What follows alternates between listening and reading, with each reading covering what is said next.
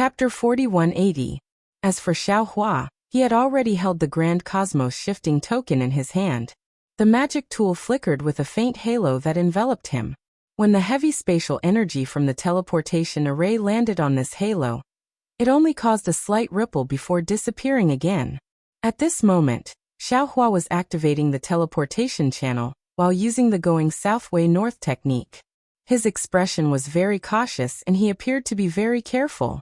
After experiencing the error in the previous teleportation, Xiaohua already knew that even if his cultivation was at the level of a god, he could not be careless at any time.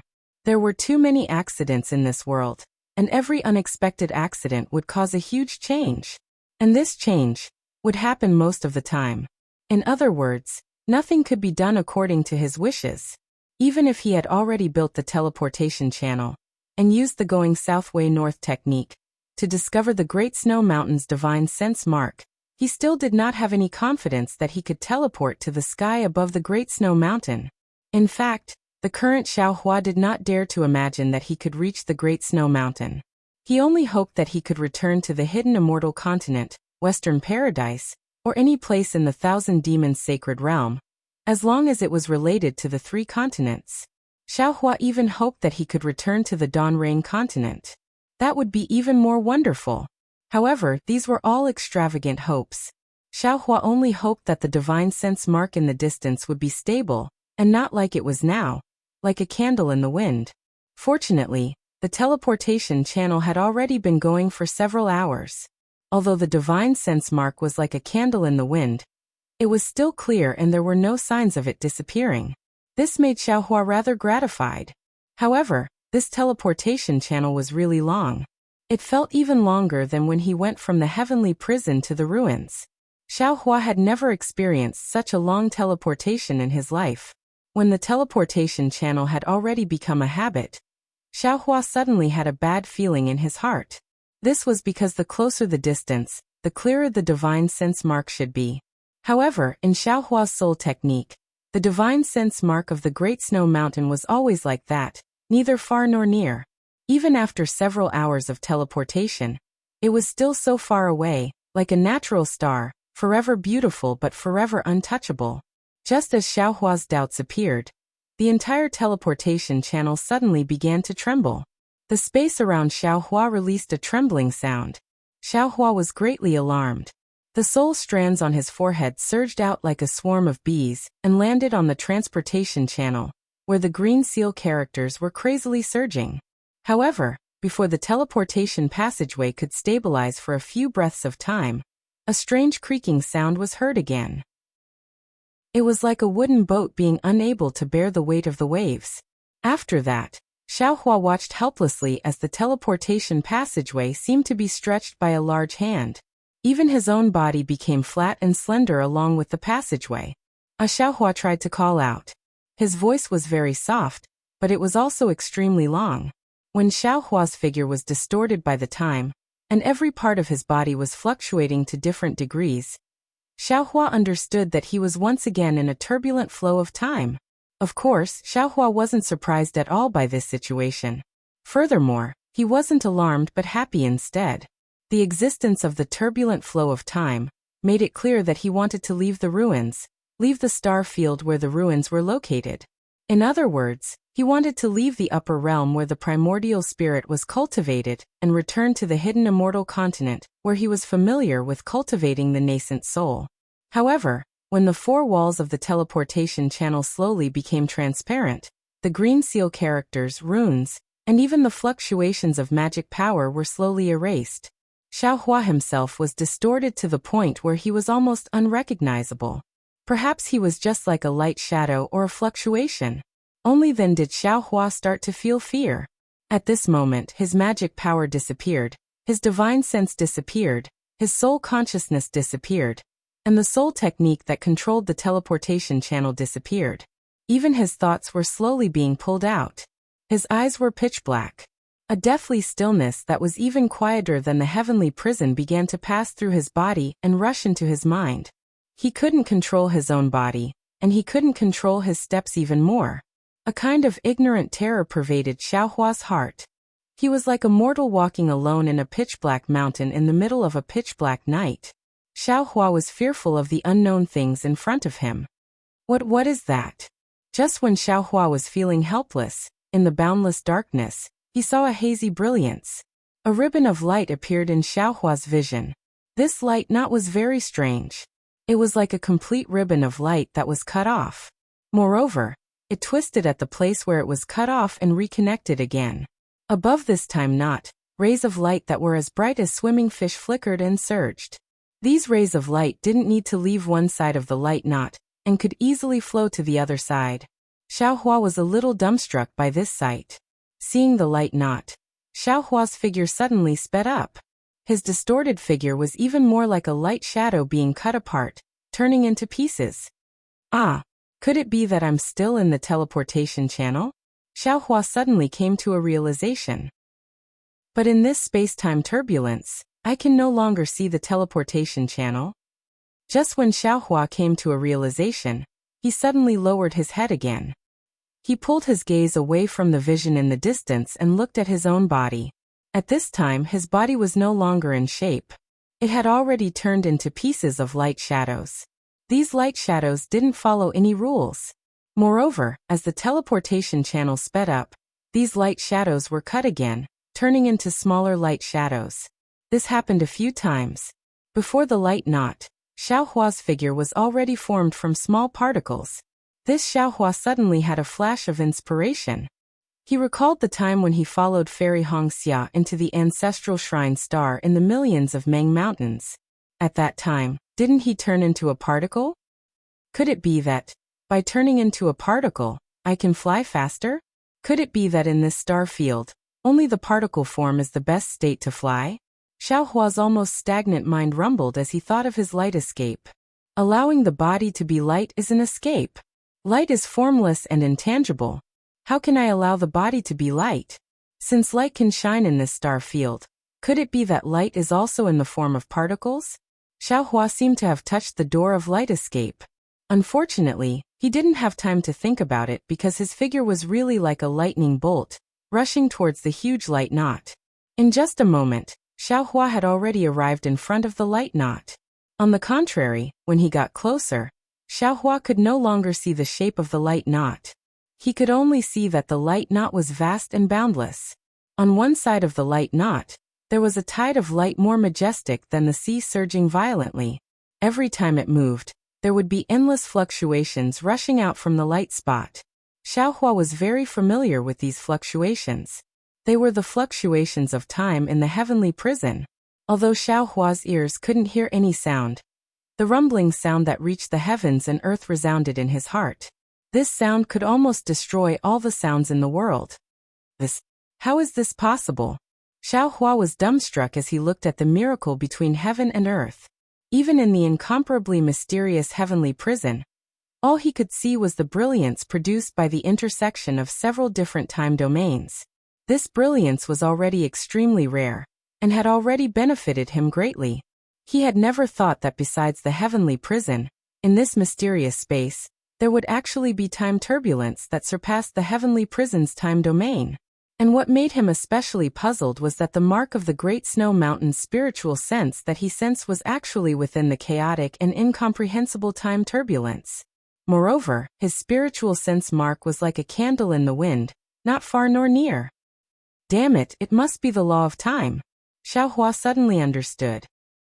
Only the law of time can surpass the law of space, and allow the spiritual sense mark of the Great Snow Mountain to maintain a constant distance. Could it be that the 3 continents are within the light knot? The 3 continents are actually so mysterious? As Xiaohua pondered, his figure once again rushed into the knot of light. As Xiaohua's speed increased, strange lights and shadows flashed before his eyes like lightning. Within these lights and shadows, there were endless illusions. There were continents, mountains, rivers, and battles of life and death. All kinds of strange and motley things appeared one after another in the lights and shadows. Boom! When Xiaohua crashed into the knot of light, countless voices once again rushed into his mind. Of course, these voices were merely like thunder, and after flashing past, they immediately became silent. Moreover, Around Xiaohua's body that had already turned into particles, endless light dots drowned Xiaohua like a tide of light. It was as if only Xiaohua existed in this world at this time. Sensing that every particle on his body was emitting a kind of fluctuation, Xiaohua really wanted to cry but had no tears. He wanted to take this opportunity to comprehend some of the law of time, but the chaotic fluctuations of time made him want to comprehend until he died. Another few moments later, this tide of light produced a small vortex. This vortex gradually condensed into a flow of time as Xiaohua went deeper, wantonly flowing in the light knot. The three continents. Seeing an indistinct continent that seemed to be formed by countless illusions superimposed together in the flow of time, Xiaohua cried out in alarm. It must be. Otherwise, how could this Zhao's divine sense mark appear on it?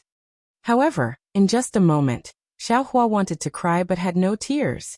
His thoughts were as slow as a crawling snail. Damn it, with such a chaotic flow of time. Even if this Xiao returned to the Great Snow Mountain, then who knows when in the hidden immortal continent? Maybe 1,000,000 years ago, maybe 1,000,000 years later. What's the point of this Xiao going back to the hidden immortal continent like this? Unfortunately, even if Xiaohua didn't want to go back, his body that had almost turned into a light shadow still quickly crashed into the continent. Just as he approached one of the illusions on the continent, suddenly, his body of 13,200 particles slightly shook, and the transmission array that had disappeared in the flow of time suddenly reappeared. As if it had bumped into something, it suddenly became unstable. Moreover, just as his body was trembling, a vague image of light and shadow appeared amidst the myriad of light and shadow. Chapter 4181. In this light, a tall and thin figure appeared. At this moment, this figure was lying helplessly, as if he had already fainted. On the left side of this figure, there was a black puppy and a yellow marten. What made Xiaohua especially shocked was that this tall and thin figure's right hand was tightly gripping a sword embryo that he was familiar with. Before Xiaohua could see clearly, the light and shadow shook again, and an indescribable ripple extended behind this figure. It was similar to the ripples of Xiaohua's transmission channel. If nothing unexpected happened, Xiaohua's transmission channel should have collided with the transmission channel that this figure was in, causing an abnormality to occur. The light and shadow shook once, and then the light and shadow disappeared, as if the entire light and shadow had fallen into the forward ripple. The brilliance of the grand cosmos shifting token in Xiaohua's hand shook again, smoothing out the somewhat collapsed transmission channel. As a result, the light and shadow of the transmission channel that Xiaohua was in also immediately disappeared into the torrent of time. Xiaohua was dumbstruck like a wooden chicken. His already slow mind could no longer keep up with what he had just seen. Although it was just a glance and he didn't see anything clearly, he could clearly feel that the figure was so familiar. The little dog and the little marten were also familiar, and there was also that sword embryo. However, he didn't have time to think too much. Another kind of fear arose in his heart. Soul Cultivator Xiaohua's voice shouted in his physical body, "Not good. The divine sense mark has disappeared." Xiaohua was shocked. That's right, the divine sense mark that had been faintly discernible before had completely disappeared now. He couldn't sense it at all. It was as if the divine sense mark didn't exist at all. This situation was exactly the same as when Xiaohua had mistakenly entered the ruins. What should we do? Soul Cultivator Xiaohua was somewhat at a loss. Xiaohua's eyes narrowed slightly. Looking at the endless illusory continent in front of him, he made a prompt decision and said, "Forget it. We're in the turbulent flow of time, so we're doomed. We can only survive by entering the three continents. Use the going south, going north, going south, going south, going north, going south." Alright. Hearing this, the Soul Cultivator Xiaohua hurriedly urged his Soul Warrior to activate. Thousands of green seal words flew out and disappeared into the flow of time. But as the green seal words disappeared, Xiaohua's portal continued to move closer to the continent. Mountain ranges and villas could be seen clearly in front of him. Suddenly, an indescribable barrier appeared in front of Xiaohua, preventing him from entering the portal. What's going on?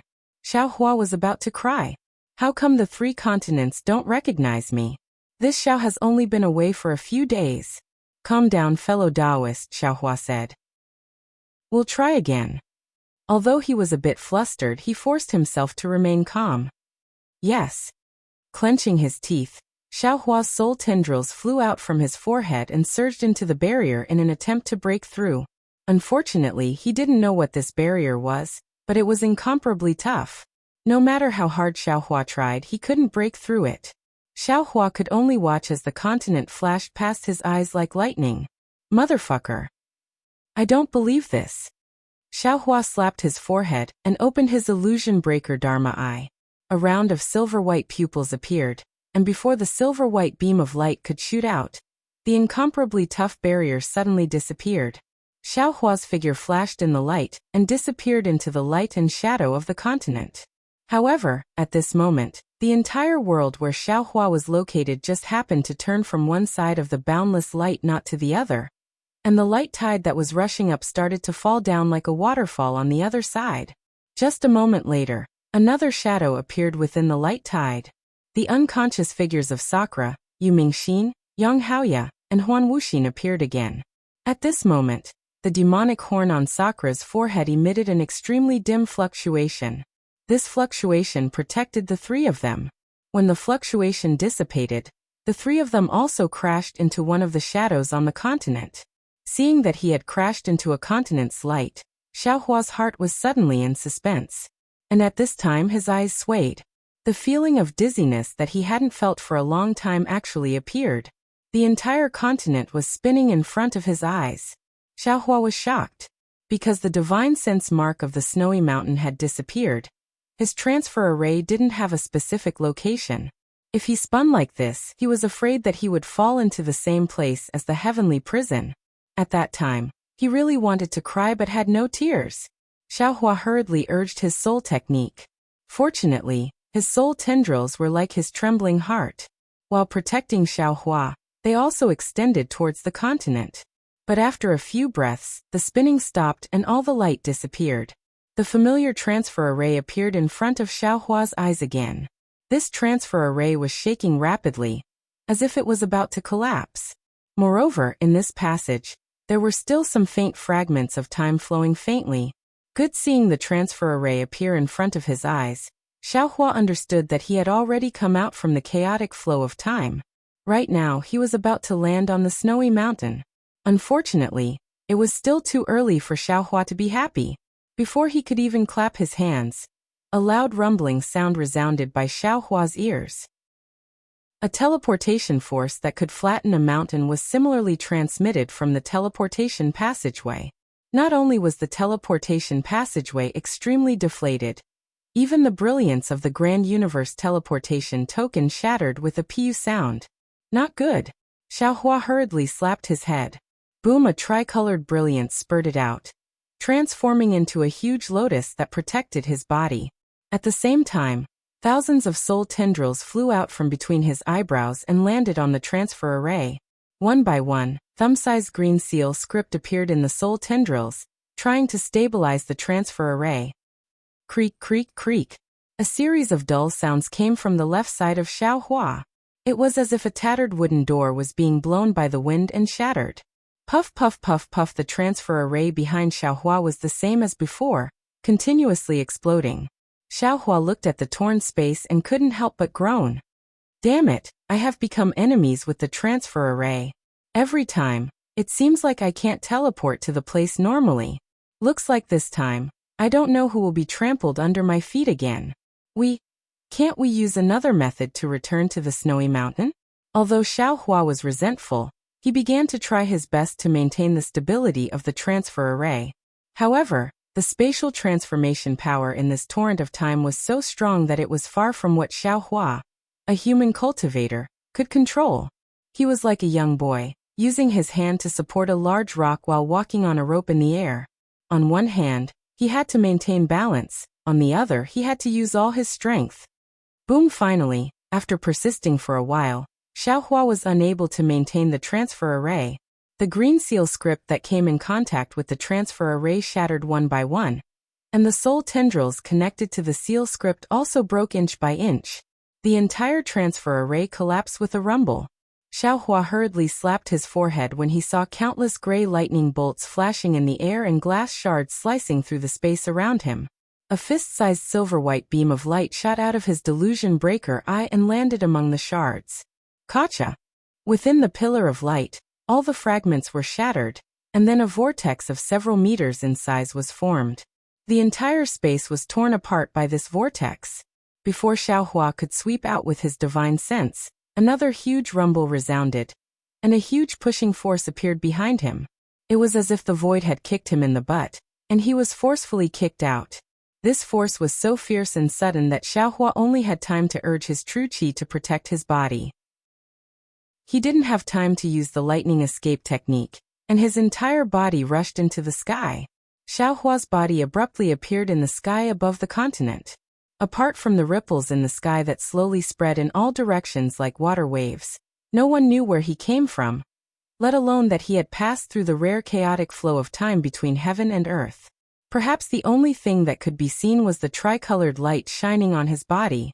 He was also dragging a tail that looked like thick smoke behind him.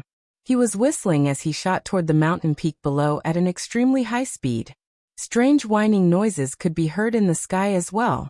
Immediately after, with a long, Pu Xiaohua's body crashed into a mountain peak like a meteor, and disappeared without a trace. This sound was so loud that it scared some of the strange birds nearby, and none of them couldn't help but flap their wings and fly away. The cries of these birds and beasts sounded extremely chaotic under the clear sky. Even though the scorching sun in the sky shone brightly, it still couldn't cover up this mess. At this moment, the nameless continent welcomed an inexplicable uninvited guest. Boom! In just a short moment, the entire mountain peak was shaking. Xiaohua's body flew out from the mountain rocks, and the light protecting his body flickered, blocking all the dust and gravel to the side. Damn it! Xiaohua flew while shouting cheerfully, "Snowy Mountain, this daddy is back. Somehow, wait for this daddy to flatten your nose." However, when Xiaohua saw the mountain peak in front of him clearly, and then looked at the scene around him, he couldn't help but be stunned on the spot. He saw that this was a mountain peak that was more than 10,000 feet tall, and it was covered with huge mountain rocks. Between the mountain rocks, there were some strange ancient trees. These ancient trees were also huge, and different from what Xiaohua usually saw. They were actually somewhat similar to the ancient trees in the Dragon Island's folded jade legacy realm. Moreover, on the left side of the mountain peak, the mountain range was like a horned dragon crouching on the ground. It stretched as far as the eye could see, and the entire earth was dyed green and yellow by these mountain ranges, brimming with a kind of vicissitudes and desolation. This is the Snowy Mountain? Xiaohua's eyes were filled with doubt, and he muttered to himself. Could it be that this Xiao's previous guess became a reality? Although this Xiao returned to the Western Paradise, but it wasn't the time when this Xiao left, but a long time ago or a long time later. Chapter 4182. Thinking of this, Xiaohua's heart moved, and he hurriedly looked at the sky. It was noon, and a white sun was hanging there. It was not the three suns of the ruins. Fortunately, seeing this scene, Xiaohua sighed in relief and thought to himself, no matter what, I've returned to the three continents. I've left the ruins and escaped from the great desolate star storm. Who cares what time it is in the three continents? As he thought about this, Xiaohua released his divine perception to explore the surroundings again. However, as he looked around, he frowned again. This was because the surroundings of this mountain were completely different from the Great Snow Mountain in his impression. Even the mountain itself was different from the Great Snow Mountain. Even within 10,000 li, there was no mountain similar to the Great Snow Mountain. Perhaps the world has changed and the Great Snow Mountain of the past is too far away, and the Great Snow Mountain has not formed yet. Xiaohua comforted himself. Then Xiaohua urged his body, preparing to teleport to the left to continue exploring. However, just as his body swayed, he stopped again. He looked at the surroundings in disbelief, but he saw that the heaven and earth origin qi was extremely rich, more abundant than any heavenly abode that Xiaohua had seen before. The heaven and earth origin qi in many places was about to condense into droplets. It can't be. Xiaohua's heart thumped, and he had a bad feeling. Although the Pure Land is the Buddhist sect's territory, and my Dao sect's cultivators rarely cultivate there. But it's impossible to have such rich heaven and earth origin qi in the vicinity of the Great Snow Mountain. Even thinking of this, Xiaohua immediately slapped the top of his head, and his innate true qi turned into 5 qi's unifications and rushed into the air. Xiaohua's expression changed greatly, because although there was noble qi in the heaven and earth origin qi, this noble qi was abnormally pure, and there was no Confucian aura at all. It did not even have the kind of mortal aura that Confucian cultivators needed to cultivate. Is this the ancient times? Xiaohua came to a realization, and hurriedly looked around again. Sure enough, the mountain rocks on the mountain peak were huge, and the ancient trees were also huge. Even the grass on the mountain rocks looked similar to Xiaohua's height. It really looked like the great desolate world of the ruins. Xiaohua was completely dumbfounded, and he stood in the air, looking at the great desolate world around him. His lips moved, but in the end, he did not say anything. At this moment, his heart felt empty, like a cloud floating in the sky without anything to rely on. Originally, he had the opportunity to stay in the ruins, and even establish a sect in the ruins. However, he didn't stay. He found many excuses for himself in his heart. For example, the cultivators of the ruins cultivated the primordial spirit, while he cultivated the nascent soul. It was not suitable for him to stay in the ruins. However, in reality, the Confucian cultivator Xiaohua cultivated the primordial spirit. Why couldn't Xiaohua cultivate it himself? Moreover, even if Xiaohua cultivates his nascent soul, his scattered soul can also cultivate his primordial spirit. For example, if the ruins were to be destroyed by the prehistoric starstorm, Xiaohua would have no choice but to leave the ruins. However, in reality, since Wu Tian had the confidence to avoid the prehistoric starstorm, why couldn't Xiaohua avoid it? Among all the cultivators in the ruins, Xiaohua was probably the only one who was truly qualified and had the strength to avoid the starburst, right? All excuses were just excuses. They couldn't hide Xiaohua's desire to return to the hidden immortal mainland. This desire was not only for the revival of the Dao sect, not only for Xian, but also for the possibility of meeting Fairy Hongxia again. However, time played a huge joke on Xiaohua. He did find the spiritual will mark he left behind in the Great Snow Mountain. Moreover, he did try his best to return to the ultimate land of bliss. However, this ultimate land of bliss was not his ultimate land of bliss. It was the ancient ultimate land of bliss. It belonged to the ancient ultimate land of bliss where Taoism, Buddhism, Confucianism and demons fought for supremacy. The people he was familiar with, and the things he was familiar with had all become the smoke of the future. Whether it was Fairy Hongxia or Xian, they did not exist in this mainland. The indescribable depression was like a dark cloud that covered Xiaohua's empty heart. However, even if it was a dark cloud, Xiaohua's mind was also slowly floating and rising. At this moment, Xiaohua didn't want to think about anything and didn't want to do anything. It was as if he was extremely tired and wanted to rest. He allowed his mind to float up. The higher he flew, the farther he could see. The ancient desolate land turned into a sand table in Xiaohua's eyes.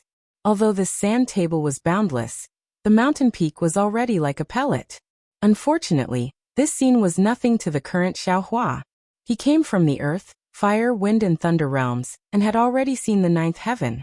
He didn't care about this simple bird's eye view. The land was far away, so the starry sky was naturally close. Above Xiaohua's mind, in the sky, the sun star and the moon star were hanging opposite each other. Countless bright stars were like eyes, blinking at Xiaohua.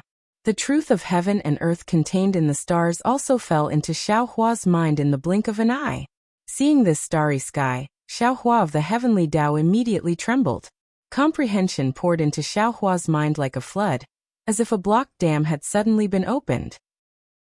Wang Xiaohua's mind gradually turned into a jade archive in the sky, allowing thousands of inexplicable fluctuations to fall into it. In the starry sky, all the stars gave birth to halos, and billions of starlight from the other realms fell into jade archive Xiaohua's body. Xiaohua's mind was filled with a kind of perfection similar to a reunion after a long separation. Whether it was Xiaohua's Tao cultivation or Confucian cultivation, all of his divine abilities grew rapidly in this perfection. Perhaps it was an instant, perhaps it was millions of years. Even Xiaohua didn't know when it flew out from the space. That big hand seemed to want to grab the stars in the sky and directly grab at the starry sky. All of a sudden, Jade Archive Xiaohua's body trembled. All of his astral energy disappeared, and all of his comprehension was annihilated. Even the image of Jade Archive Xiaohua disappeared, leaving only Xiaohua's mind staring at the starry sky in a daze. An uncontrollable ecstasy ignited the hope in his heart. He muttered to himself, "No, this is not the ultimate paradise. The ultimate paradise's starry sky is not like this. This starry sky, I seem to have seen it before. Moreover, this starry sky is engraved with the first stroke of my comprehension of the heavenly Tao. This is perhaps the place I have been bitterly searching for." Xiaohua's mind just had some comprehension, but suddenly, a kind of extreme terror emerged from the bottom of his heart. He couldn't help but look at a certain place in the starry sky. Over there, a strange distortion was slowly taking shape. Not good. Xiaohua's mind was startled, and he immediately fell from the sky into his body. Xiaohua narrowed his eyes and looked at the starry sky that was already gone, and he secretly shouted, "Could it be, there is an enemy that can kill this Xiao? Did that enemy just happen to pass by, or did he follow me here? Could it be a demon lord from the demon realm?" Thinking of this, Xiaohua didn't dare to be negligent, and he hurriedly invited the green-robed Xiaohua out of the space. Without waiting for the green-robed Xiaohua to see the situation clearly, he immediately asked, "Green-robed fellow Taoist, I want to ask you, can other people use the teleportation array that you and I set up in the ruins?" The green-robed Xiaohua was startled, and then he sensed the panic and doubt in Xiaohua's heart, and he hurriedly replied, "Let me tell you, fellow Taoist, that teleportation array is activated by a soul technique, and it can only be used when combined with the way south opposite north technique, and it doesn't require primordial stones. Therefore, other than fellow Taoist, other people can't use it. Moreover, fellow Taoist, don't forget that there is no teleportation array here that is connected to that teleportation array, so how can other people use it? And if that's the case, I can be at ease." Xiaohua nodded. "In that case, Ai's warning sign is probably not an enemy chasing after us, but the power of heaven and earth similar to the great desolate star storm." "It should be," the green-robed Xiaohua said with a smile. "If this is the great desolate star, and not the ancient ultimate paradise, then it means that we are still in the upper realm. With our origins, how can we still have enemies in the upper realm? If the demon venerable chases after us, it's also possible." Xiaohua still didn't feel at ease and replied, "Big brother, don't be afraid." The devil spirit Xiaohua said, "The demon venerable won't come out unless there is a great temptation. Everything about Big Brother hasn't been exposed, so the demon venerable won't have any ideas about Big Brother. Moreover, Little Brother is currently devouring the devil spirit of the demon array. Previously, when Big Brother was comprehending, Little Brother had already devoured more than half of it. After devouring for another 100 years, Little Brother will also be able to surpass the demon emperor, and at that time, maybe I can also become a demon venerable." 100 years? Xiaohua smiled bitterly. "It would be good if it was 100 years. Ai's warning sign is too powerful, and all the previous warnings can't be compared to it. Even the heavenly prison can't be compared to it. Therefore, I'm afraid I can't wait 100 years. Then what should we do?" The devil spirit Xiaohua was somewhat dumbfounded. "I is very familiar with the starry sky of this place, and it's different from the Western paradise. Perhaps I also stayed here before I was stranded in the Dawn Rain continent." Xiaohua said in a low voice, "It's also because I cultivated here that this place has the divine sense mark that I left behind. So, the divine sense mark that I sensed in the ruins was here, and not the Great Snow Mountain. Even I suspect that the divine sense mark that I sensed in the heavenly prison was also here." "Yes, it must be so," the soul cultivator Xiaohua also said. "Otherwise, fellow Taoists wouldn't feel that the divine sense mark is somewhat unfamiliar. If that's the case, we can use the soul cultivation technique again to sense the divine sense mark of the Great Snow Mountain, and then teleport back from here," Xiaohua said with slight hesitation. As soon as he said that, The green-robed Xiaohua shook his head slightly again and said, "Fellow Taoist, I think you already have some awareness in your heart. Things may not be as simple as you say. From here, or from the ruins, it's not a simple teleportation array that can reach the Western Paradise." Alas, Xiaohua sighed and frowned. Fellow Taoist is right. The 3 continents are the lower realm, and the ruins are the upper realm. If there's no accident, this place should be an upper realm similar to the ruins. A simple teleportation array can't break the barrier between the 2 realms and teleport us back. The heavenly prison on the hidden immortal continent, if I guessed correctly, should be a spatial crack in the upper realm. Because this crack belongs to the upper realm, it's filled with time fragments, and no cultivator from the 3 continents can survive inside. The Cultivator's Eternal Legend. Chapter 4183. Are you kidding me? Xiaohua was a little dumbfounded. Looking at the stone giant that was more than 10 zhang tall, he thought to himself, "This thing can actually cry? Or perhaps, this isn't crying? But if this isn't crying, then what is it?" However, looking at the stone giant's slightly trembling shoulders and trembling legs, it didn't seem to be fake. Xiaohua suddenly had a kind of realization. Damn it, although this guy looks huge, could it be that he's still a child? Thinking that he actually bullied a child, Xiaohua couldn't help but feel ashamed. He raised his hand and picked up the stone giant's finger that fell on the stone platform, brought it in front of the stone giant, and lightly poked his arm. That finger wasn't much different from a stone, but there was some warm flow of fire inside. When the finger touched the stone giant's arm, it made a caw-caw sound, exactly like a stone hitting a stone. The stone giant stared blankly, revealing a somewhat red eye from inside his arm. At this moment, the panic in his eyes had already disappeared, replaced by grievance. Moreover, seeing his broken finger, the stone giant once again burst into tears, no different from an injured child. "Ai, it really is a child." Xiaohua sighed. He waved his hand, and the broken finger once again poked the stone giant. Only then did the stone giant slightly listen to the crying. He curiously looked at Xiaohua and reached out to take it. Then, the stone giant saw that Xiaohua's expression was very kind, and didn't have any evil intentions. Then he looked at the empty space under Xiaohua's feet. Although there were tears in his eyes, he still opened his mouth, pointed at Xiaohua's feet, and cried. Then Xiaohua of course didn't understand what he was saying. He only shook his head and said, "Little guy, could it be that you don't know how to speak?" Then the stone giant still said the same 2 words. Presumably, these 2 words were all he could say. "I guess he hasn't grown up yet, so he doesn't know how to speak." Xiaohua bitterly smiled. "Not to mention that he doesn't understand what I'm saying." After thinking for a moment, Xiaohua asked again, "Little guy, where are you from? I'll bring you back, okay?" Then the stone giant didn't say anything else. Xiaohua was somewhat helpless. He thought for a moment, and took out a few fire attribute top-grade primeval stones from his bosom. However, when he handed them over to the stone giant, Xiaohua was careful and changed these top-grade primeval stones into low-grade primeval stones. Sure enough, when the stone giant saw these yuan stones, he was extremely happy. He hurriedly extended his arm to ask Xiaohua for them. After he placed the yuan stones into his mouth and chewed them with crunching sounds, his large mouth opened and a smile appeared. However, this smile was reflected in the hot magma at the corner of his eyes, making it appear somewhat strange. Then after the stone giant finished eating the primordial stone, it seemed as if it still wanted more. It raised its hand and asked for more. It was completely like a child who had seen snacks in the secular world. Xiaohua smiled as he shook his head, placing several origin stones into his hand. At this moment, a faint sound came from the distant mountain valley.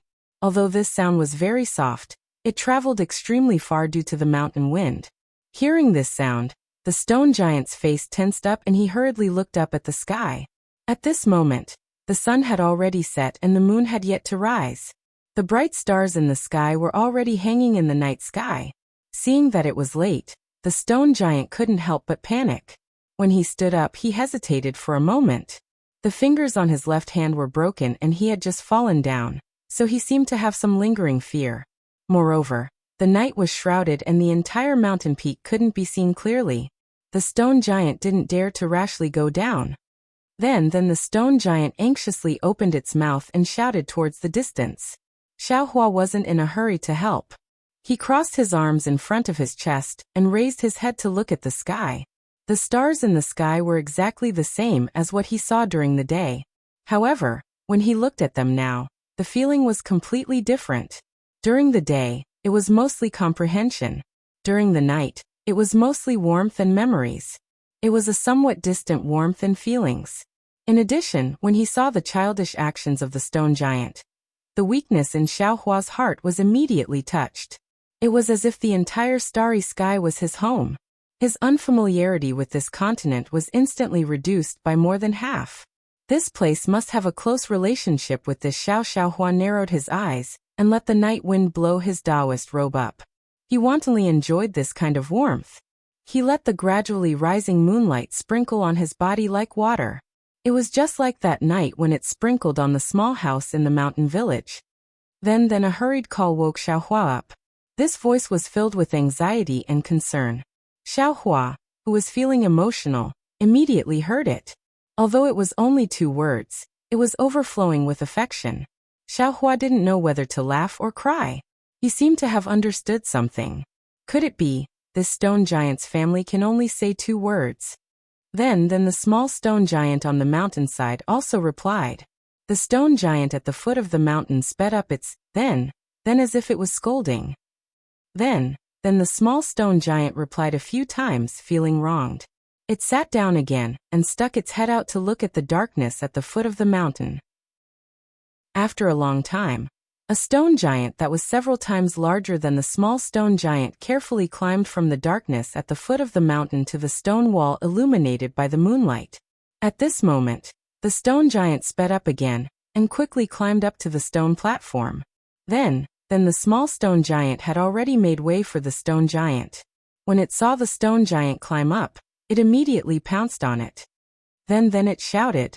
The stone giant originally raised its arm as if it wanted to hit the small stone giant. However, when it saw the small stone giant hugging it, it gently lowered its arm and patted the small stone giant's back as if to comfort it. Then after a while, the stone giant opened its mouth and asked. The small stone giant stuck its head out of the stone giant's chest and pointed at the high mountain cave. It explained again. Then, in the distance, Xiaohua really didn't understand. Why did these 2 words contain so much information? Then the stone giant was obviously worried about its child and hid in the cave. When it saw the small stone giant's left hand missing a finger, its expression changed greatly, and it interrupted the small stone giant's words. The small stone giant took out its broken finger and pointed at Xiaohua, who was not far away. It shouted. Then when the stone giant heard this, it turned pale with fright and hurriedly looked at Xiaohua. Then, without any hesitation, it put the small stone giant behind it and shouted. Then this time, the stone giant's voice was hurried and carried a hint of threat. Xiaohua immediately understood the meaning of these words. Seeing the fire in the stone giant's eyes, Xiaohua smiled faintly.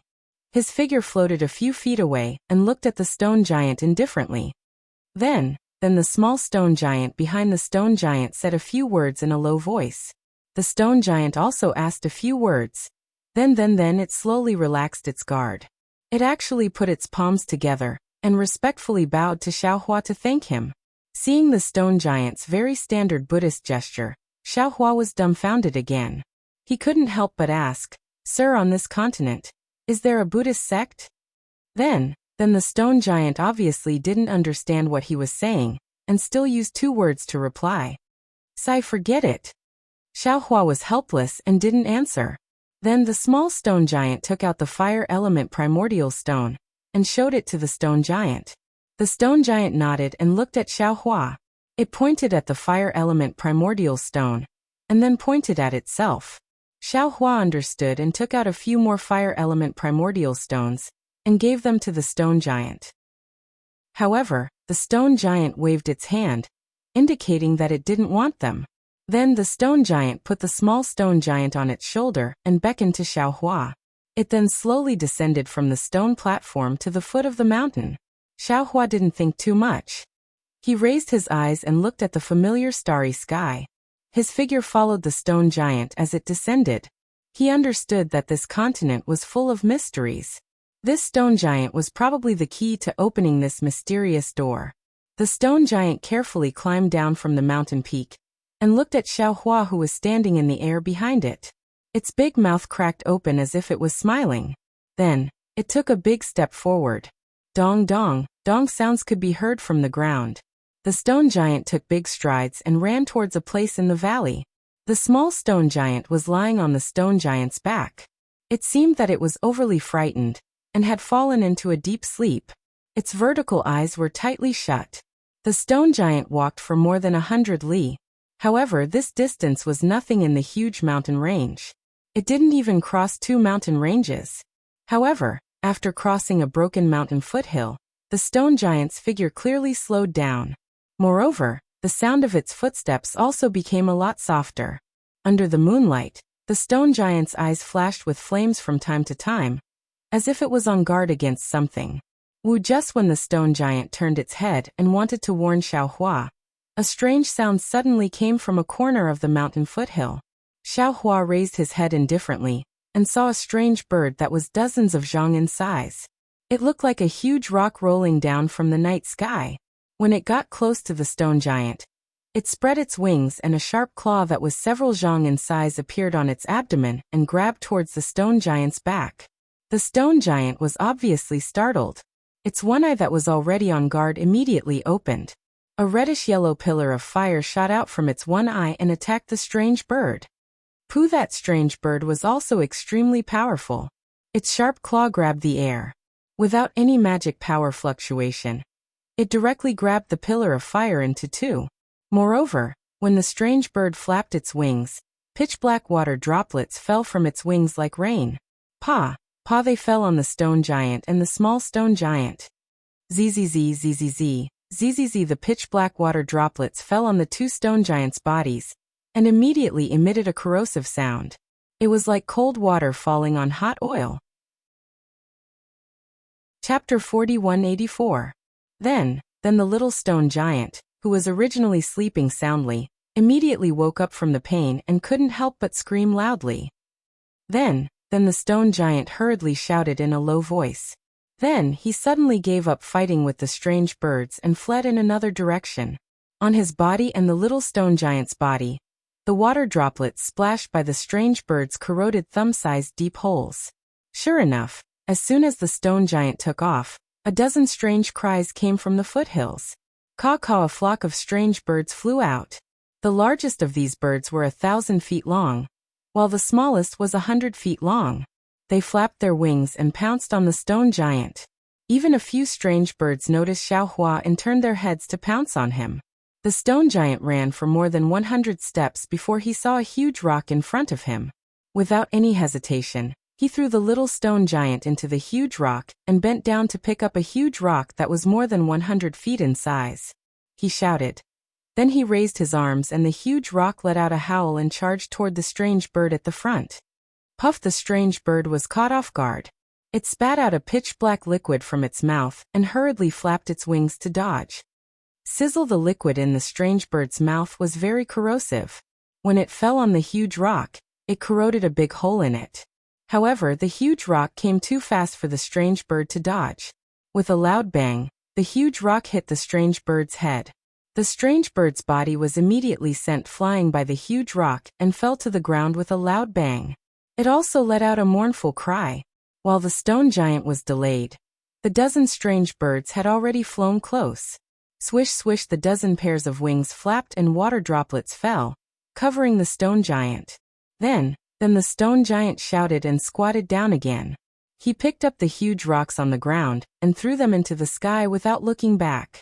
Boom, boom, the huge rocks flew into the sky one after another. Because the stone giant's rocks were aimless, other than the first few that hit the strange birds, the rest were all useless. After the group of strange birds dispersed, they rushed towards the stone giant from all directions. The rain-like water droplets continued to fall from all directions. The stone giant's body emitted sizzling sounds. Xiaohua could clearly see that the stone giant's forehead was dripping with magma-like sweat. Its mouth was also tightly stretched. That's at that moment in the distance. The small stone giant had only managed to utter a single word before it stopped. It was as if it had forcefully swallowed it back in. The stone giant was shocked. He raised his head and saw the little stone giant's yellow eyes filled with determination and forbearance. On top of the huge rock, a strange bird was flapping its wings and attacking the little stone giant with water droplets. Then the stone giant's heart ached. He knew that the little stone giant was injured. He wanted to cry out in pain, but he was afraid that he would be distracted, so he forced himself to endure. The stone giant shouted loudly. He picked up a huge rock in each hand and threw it towards the strange bird that was attacking the little stone giant. At the same time, his single eye that had been holding back suddenly emitted a red light. A pillar of fire shot out from his eye with a loud bang. Seeing the two huge rocks coming towards it, the strange bird let out a long cry and spread its wings to escape. However, the stone giant's two huge rocks were also ingenious. They didn't directly hit the strange bird's body. Instead, one hit the strange bird's head and the other hit the strange bird's tail. The strange bird couldn't escape forward or backward.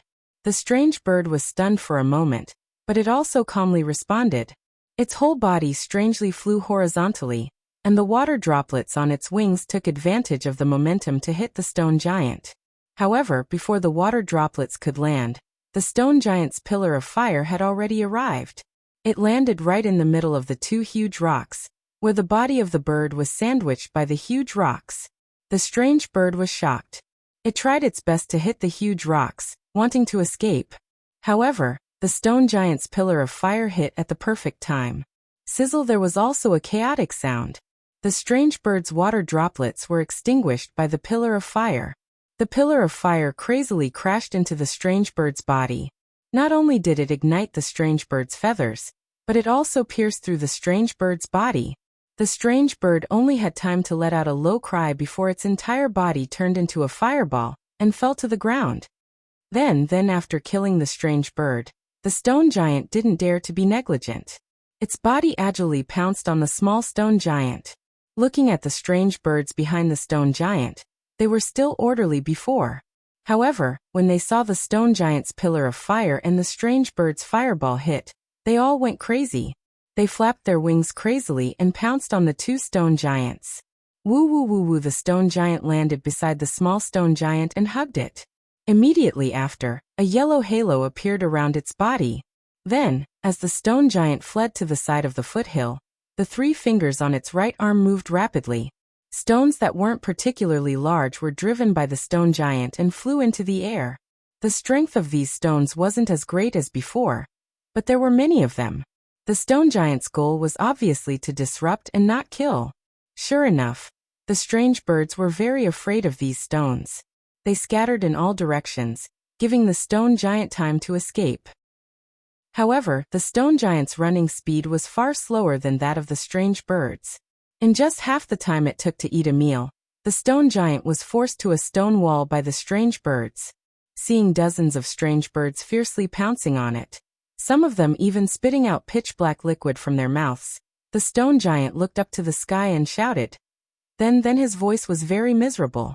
Then, after spitting out another pillar of fire from its eyes, the stone giant turned around and covered the small stone giant under its body, exposing its back to the strange birds. Under the moonlight, the stone giant's back revealed small spots. Boom! The stone giant's pillar of fire shot out and hit a strange bird. At the same time that strange bird turned into a fireball, another loud sound rang out. A curtain of fire that was nearly 100 times larger than the fireball appeared out of thin air. Although it didn't engulf all the strange birds, it still blocked the two stone giants behind the curtain of fire. On the other side of the curtain of fire, Xiaohua stood in midair, as if he was thinking about something. The strange birds seemed unwilling to give up. They all pounced on the curtain of fire. Whether it was their wings or their beaks, they spat out a lot of pitch-black liquid. Some of the larger strange birds even fanned out some wind blades. Unfortunately, how could these strange birds' attacks break through the curtain of fire that Xiaohua casually set up? After a moment, These strange birds saw that their attacks had no effect, so they tactfully flew away. Xiao Hua withdrew the curtain of fire, and still stood in midair with a smile on his face. His gaze was also gentle as he watched the stone giant use its body to block the small stone giant. It seemed that this side of family made the evil aura that had infected him from the Taoist devil war disappear a lot. Seeing that the strange birds didn't attack, the stone giant also turned its head and looked at the night sky with some astonishment. The small stone giant even peeked out its single eye from the side of the stone giant's body to peek. Seeing that not a single strange bird was left in the night sky, the small stone giant couldn't help but whisper. Then the stone giant raised its body and proudly patted its chest a few times, as if it was showing off. Then the stone giant grabbed the small stone giant's body and jumped out of the stone wall, then fled forward. However, after fleeing for another 100 zhang, the stone giant seemed to think of something. It patted its head, and turned its head to look for Xiao Hua. "This old man is here." Xiao Hua hurriedly flew over, and raised his hand to greet the stone giant. Then the stone giant patted its chest and pointed at Xiao Hua again. Then it pointed into the distance and beckoned Xiao Hua to quickly follow it. Xiao Hua faintly smiled, nodded slightly, and followed behind the stone giant. However, after walking for a few li, the stone giant became careful again, and lightened its footsteps. Xiao Hua frowned and released his divine sense. However, he could only see for a few li. A soft roar like that of a mouse came from not far away. Although the sound was soft, it immediately made the stone giant tremble. Previously, it didn't fear the strange birds at all, but now it was actually standing there and looking pitifully into the distance. In the dark night, a ball of golden brilliance that was only a few feet in size quickly rushed over. Inside the brilliance was a small child wearing armor, and holding a weapon that looked like a spear in his hand. Damn it! A group of demons dancing wildly. Xiao Hua glanced around, and withdrew his divine sense. He smiled and said, "During the day, I used my divine sense to see tens of thousands of li and didn't see anything. However, at night everything comes out." Then the small stone giant also saw the small golden armored person, and couldn't help but cry out. Suddenly, it looked at Xiao Hua and pointed at him with all its strength, as if it was worried about Xiao Hua. Just as Xiao Hua was about to speak, a ray of light suddenly appeared in the distant horizon. This ray of light was 7-colored and formed a jade necklace in the night sky. Under this 7-colored light, even the moonlight high up in the sky lost its splendor. What was special was that after the ray of light, several roars came from all over the continent.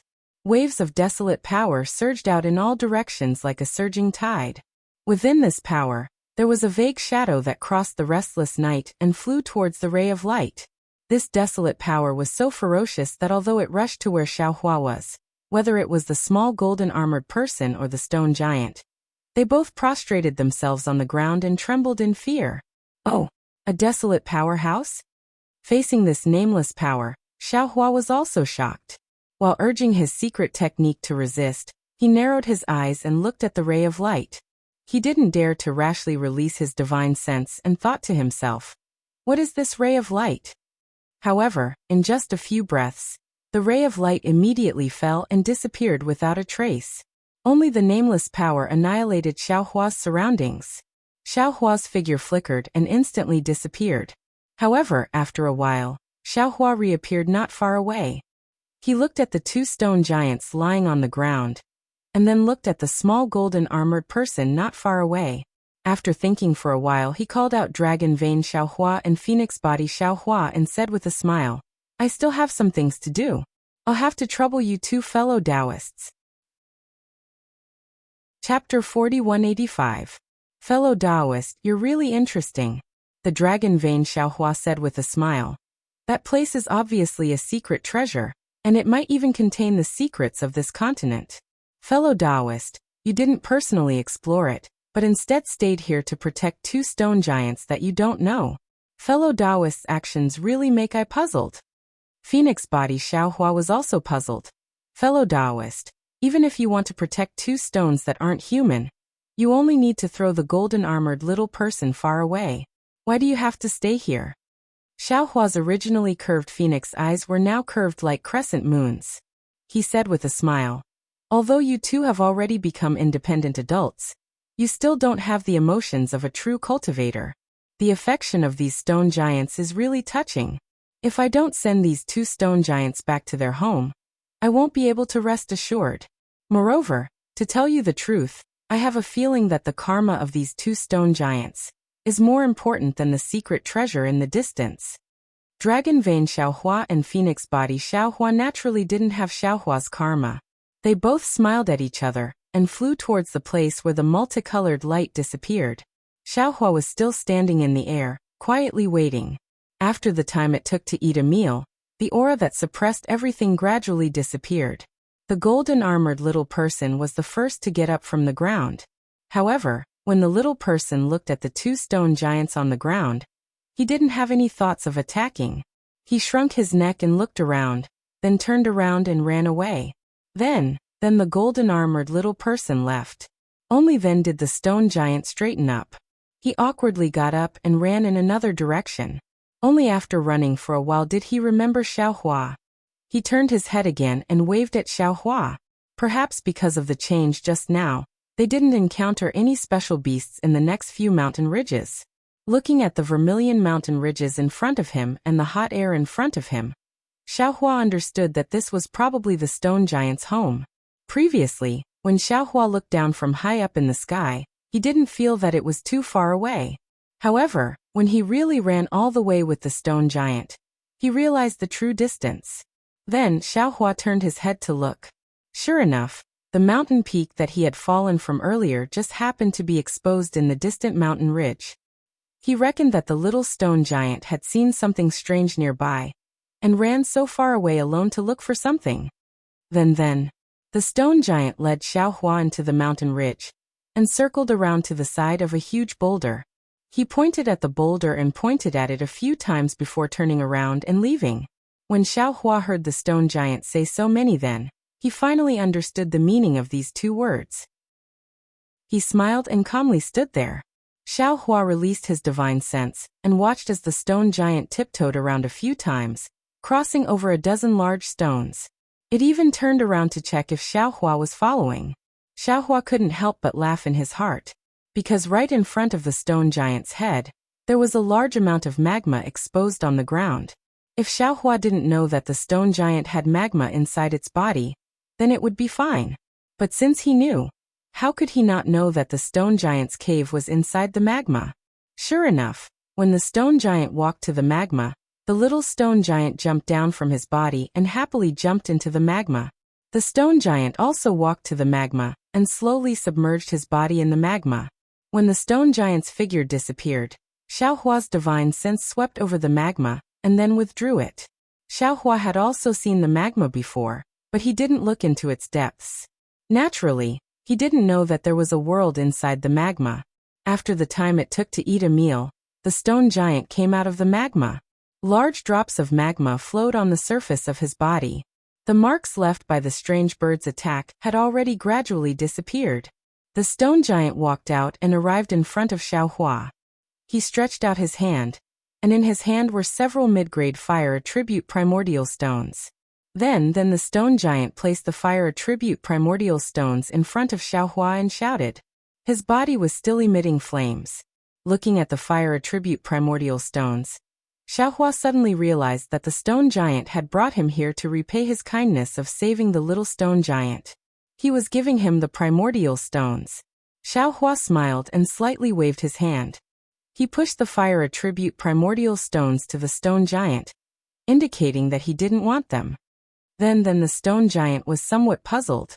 He scratched his head and pushed the primordial stones in front of Xiaohua again. Xiaohua thought for a moment, and took out a few top-grade primordial stones from his bosom. He spread them on his palm and showed them to the stone giant. Then the stone giant saw the top-grade primordial stones in Xiaohua's hand and immediately exclaimed. He stretched out his hand to grab the primordial stones, but his hand stopped in front of the primordial stones. Even the magma on his arm dripped onto Xiaohua's hand. The stone giant obviously didn't notice that the magma on Xiaohua's hand didn't cause any movement. He hurriedly waved his hand and pointed at the boulder where Xiaohua was. Then he said a few more times and hurriedly turned around. Xiaohua was somewhat puzzled. He looked at the fire attribute primordial stones in his hand and rubbed his chin as he looked at the magma flowing from the stone giant's body. He seemed to be lost in thought. Not long after, another stone giant that was 3 times bigger than the previous one quickly ran over. The previous stone giant followed behind this stone giant. When this stone giant saw Xiaohua, he immediately shouted, "So dense, so dense!" He also put his palms together and saluted.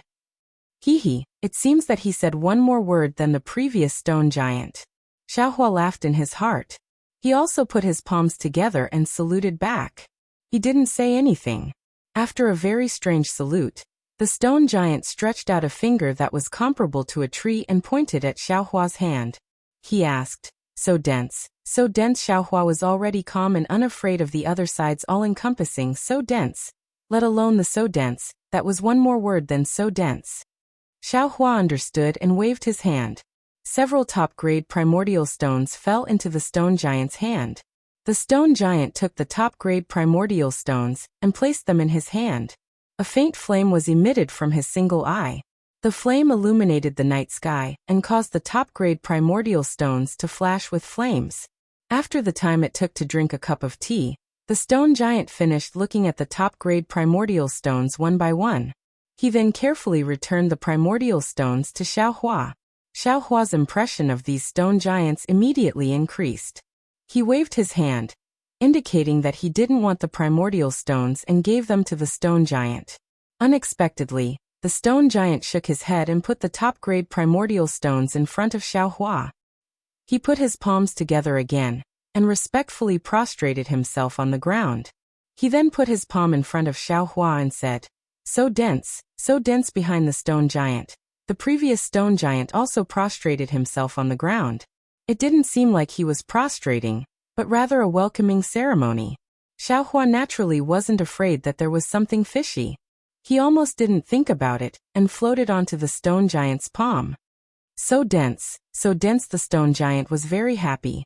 He carefully lifted Xiaohua in front of his chest and brought the previous stone giant back to the magma. When the stone giant walked in front of the magma, a scarlet halo appeared around his body. This halo came out from his palm and protected Xiaohua. The magma emitted gurgling bubbles, just like what Xiaohua saw in the flame forest swamp of the Xiaoyu continent. The stone giant's feet and body were steady, as if there were stairs in the magma. After walking for a while, the two stone giants turned around and continued to walk up. When the two finally walked out of the magma, Xiaohua was actually in a space that was several hundred li in size. Xiaohua's divine sense swept out, and immediately saw clearly that most of the space was filled with magma. Aside from some small island-like protruding rocks within the magma, there were only some vermilion red rocks at the edges of the magma. These rocks were similarly burning with thin flames, roasting the space to an extreme degree.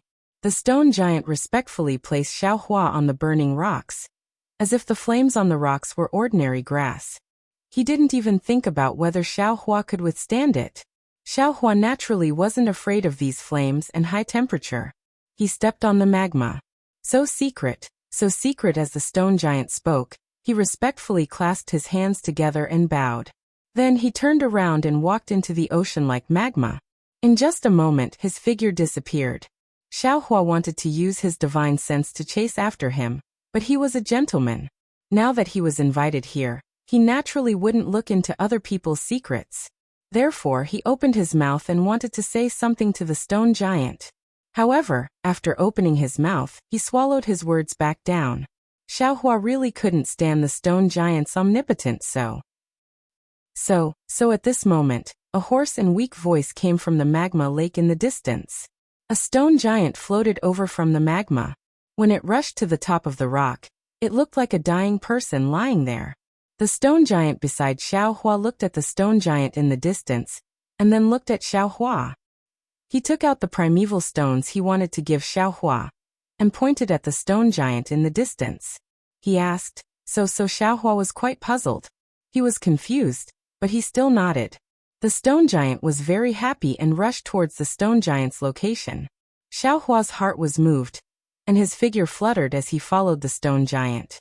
The stone giant came to the side of the stone giant and put several primeval stones into the stone giant's mouth. Crunch, crunch, the stone giant greedily chewed the primeval stones, just like a mortal who saw food. After a while, a scarlet halo appeared around the stone giant's body. Then the stone giant was brimming with energy. He raised his hand and hammered the shoulder of the stone giant beside Xiaohua a few times. He seemed to be calling out gratefully. So the stone giant smiled and replied. It also hammered the shoulder of the stone giant. Looking at the stone giant that ate the primeval stones and then entered the magma lake, Xiaohua somewhat understood.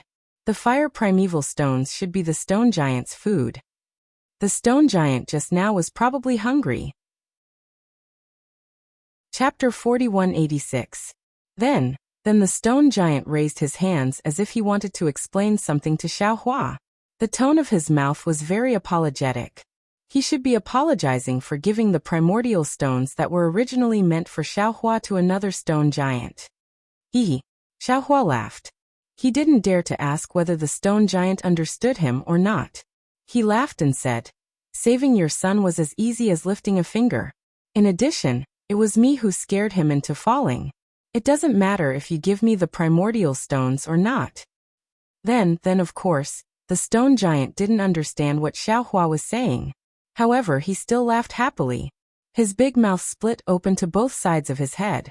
The stone giant accompanied Xiaohua at the side of the magma. After half a meal's time, he didn't see the stone giant come back. Xiaohua took a breath of extremely pure fire, attributed primordial energy of heaven and earth. He felt very comfortable. No matter where in this world, it was the dream of cultivators to cultivate. It was no wonder that there were so many almighty people in the ancient times. Then another voice sounded. The little stone giant that Xiaohua saved also walked out of the magma. Looking at Xiaohua beside the stone giant, he timidly walked over and whispered. The stone giant slightly shook his head. He said with difficulty. Then he pointed at the magma, hinting the little stone giant to go back. The little stone giant pitifully walked 2 steps. He turned his head again and looked at the stone giant, unwilling to move. Then the stone giant seemed to be angry. He raised his hand and clenched 3 fingers together to threaten the little stone giant. The little stone giant was helpless. He could only walk back to the magma. However, after he entered the magma, he turned his head and looked at Xiaohua. Xiaohua's heart moved. He quickly raised his hand and took out a low-grade primordial stone. He said with a smile, "Little guy, do you want this thing?" Then the little stone giant immediately cheered. He jumped out of the magma and quickly rushed in front of Xiaohua. He snatched the low-grade primordial stone and stuffed it into his mouth. The stone giant beside Xiaohua seemed to be a little embarrassed. He lowered his head and didn't express his intention. Xiaohua was a little confused. This place had such pure primordial energy of heaven and earth, and so much magma. How could there be no fire-attributed primordial stones? However, when he released his divine sense slightly, he came to a realization. This was because there were many rock giants swimming and lying in the lava within a few miles of the area. Although Xiaohua didn't look into the distance, he absolutely believed that within these several hundred miles of magma, there were definitely even more stone giants. If they ate fire attribute source stones as food, then no matter how many source stones were condensed within the magma, it wouldn't be enough for them to eat. Moreover, looking at the little stone giant that had recovered its vigor and vitality, Xiaohua understood even more clearly that this little fellow had probably seen him coming from beyond the heavens and thought that there would be some kind of opportunity. That was why it had run so far, and passed by so many territories occupied by its natural enemies to look for delicious food. As for the stone giant, in order to thank Xiaohua, it also gave him the few source stones it had. In Xiaohua's eyes, source stones were source stones, but in the stone giant's eyes, they were the most precious thing. It was his life. Xiaohua was a compassionate person. The actions of the 2 stone giants had moved him even more. He had the heart to help these stone giants. However, the stone giants weren't humans. Although there were source stones in Xiaohua's space, these source stones weren't of good quality. No matter how much Xiaohua gave them, they would eventually be used up. What Xiaohua wanted to do was to find a way to solve this problem once and for all. Just as Xiaohua was pondering, a burst of sound came from the magma. This sound fell into Xiaohua's ears like thunder, causing him to be dumbfounded. Xiaohua looked at the magma lake in disbelief. He saw the magma lake, which was thousands of feet deep, began to violently stir. Bubbles of several zhang in size emerged from the magma lake. Along with these bubbles, there was the sound of a wooden fish being struck.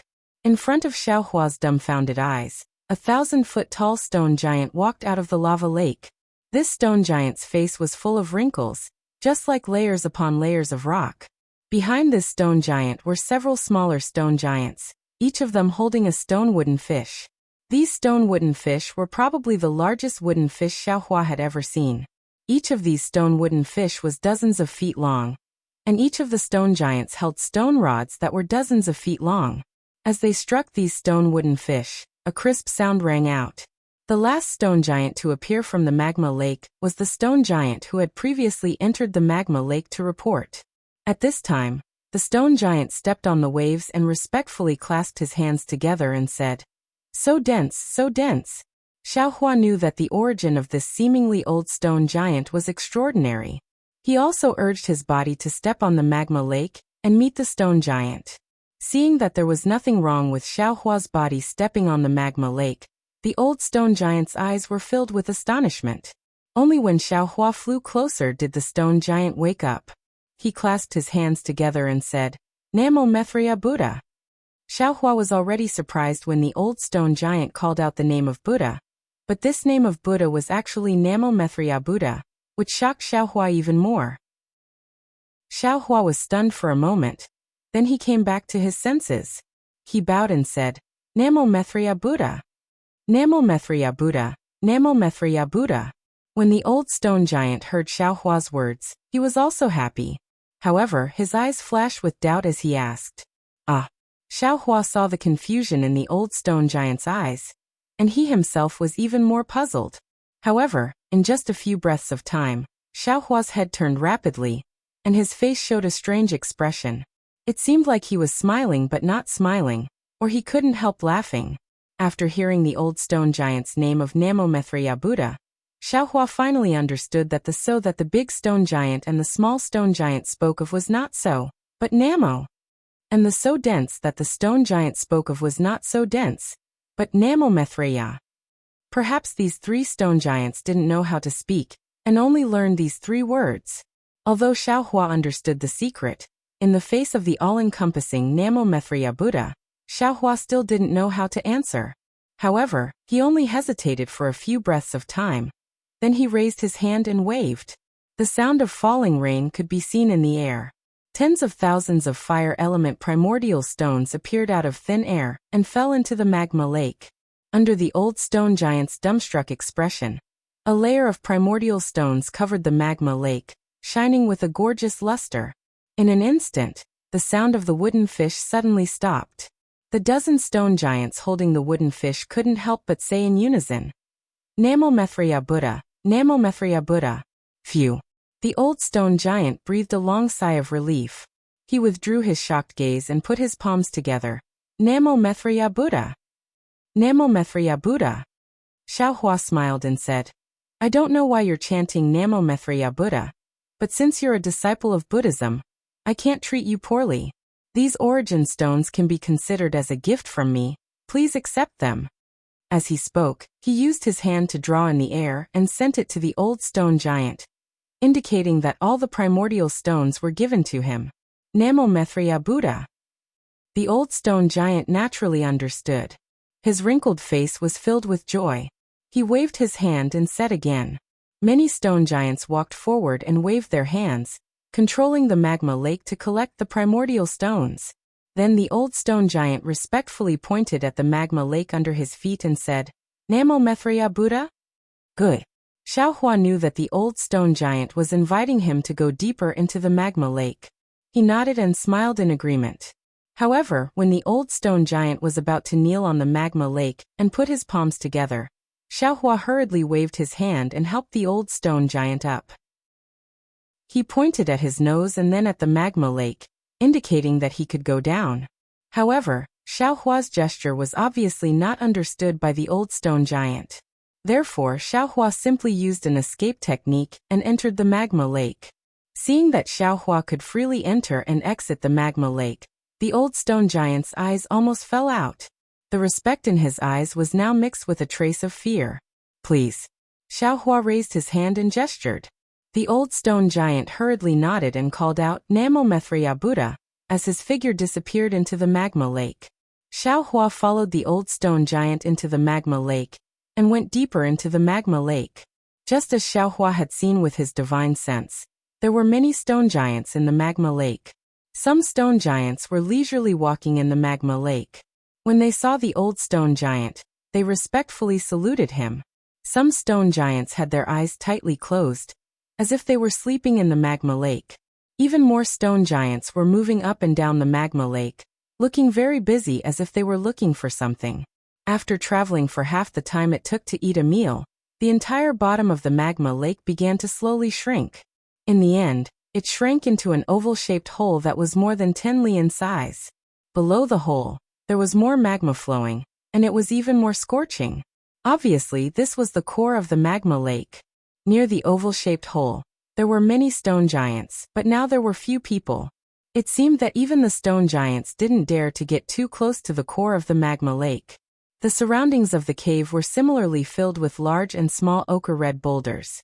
These boulders were of different shapes and looked very strange.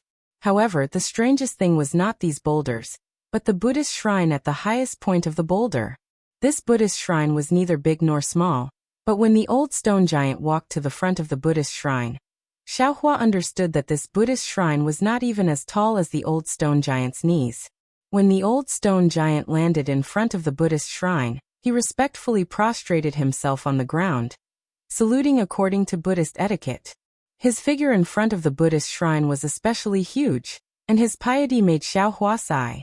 However, when Xiaohua's gaze passed the old stone giant's figure and landed on the Buddhist statue in the Buddhist shrine, he was stunned again. How could it be him? Xiaohua's heart almost jumped out of his chest. He looked at the Buddhist shrine in disbelief and couldn't help but exclaim in a low voice, Namo Mithriya Buddha. Is actually Lu, Chapter 4187.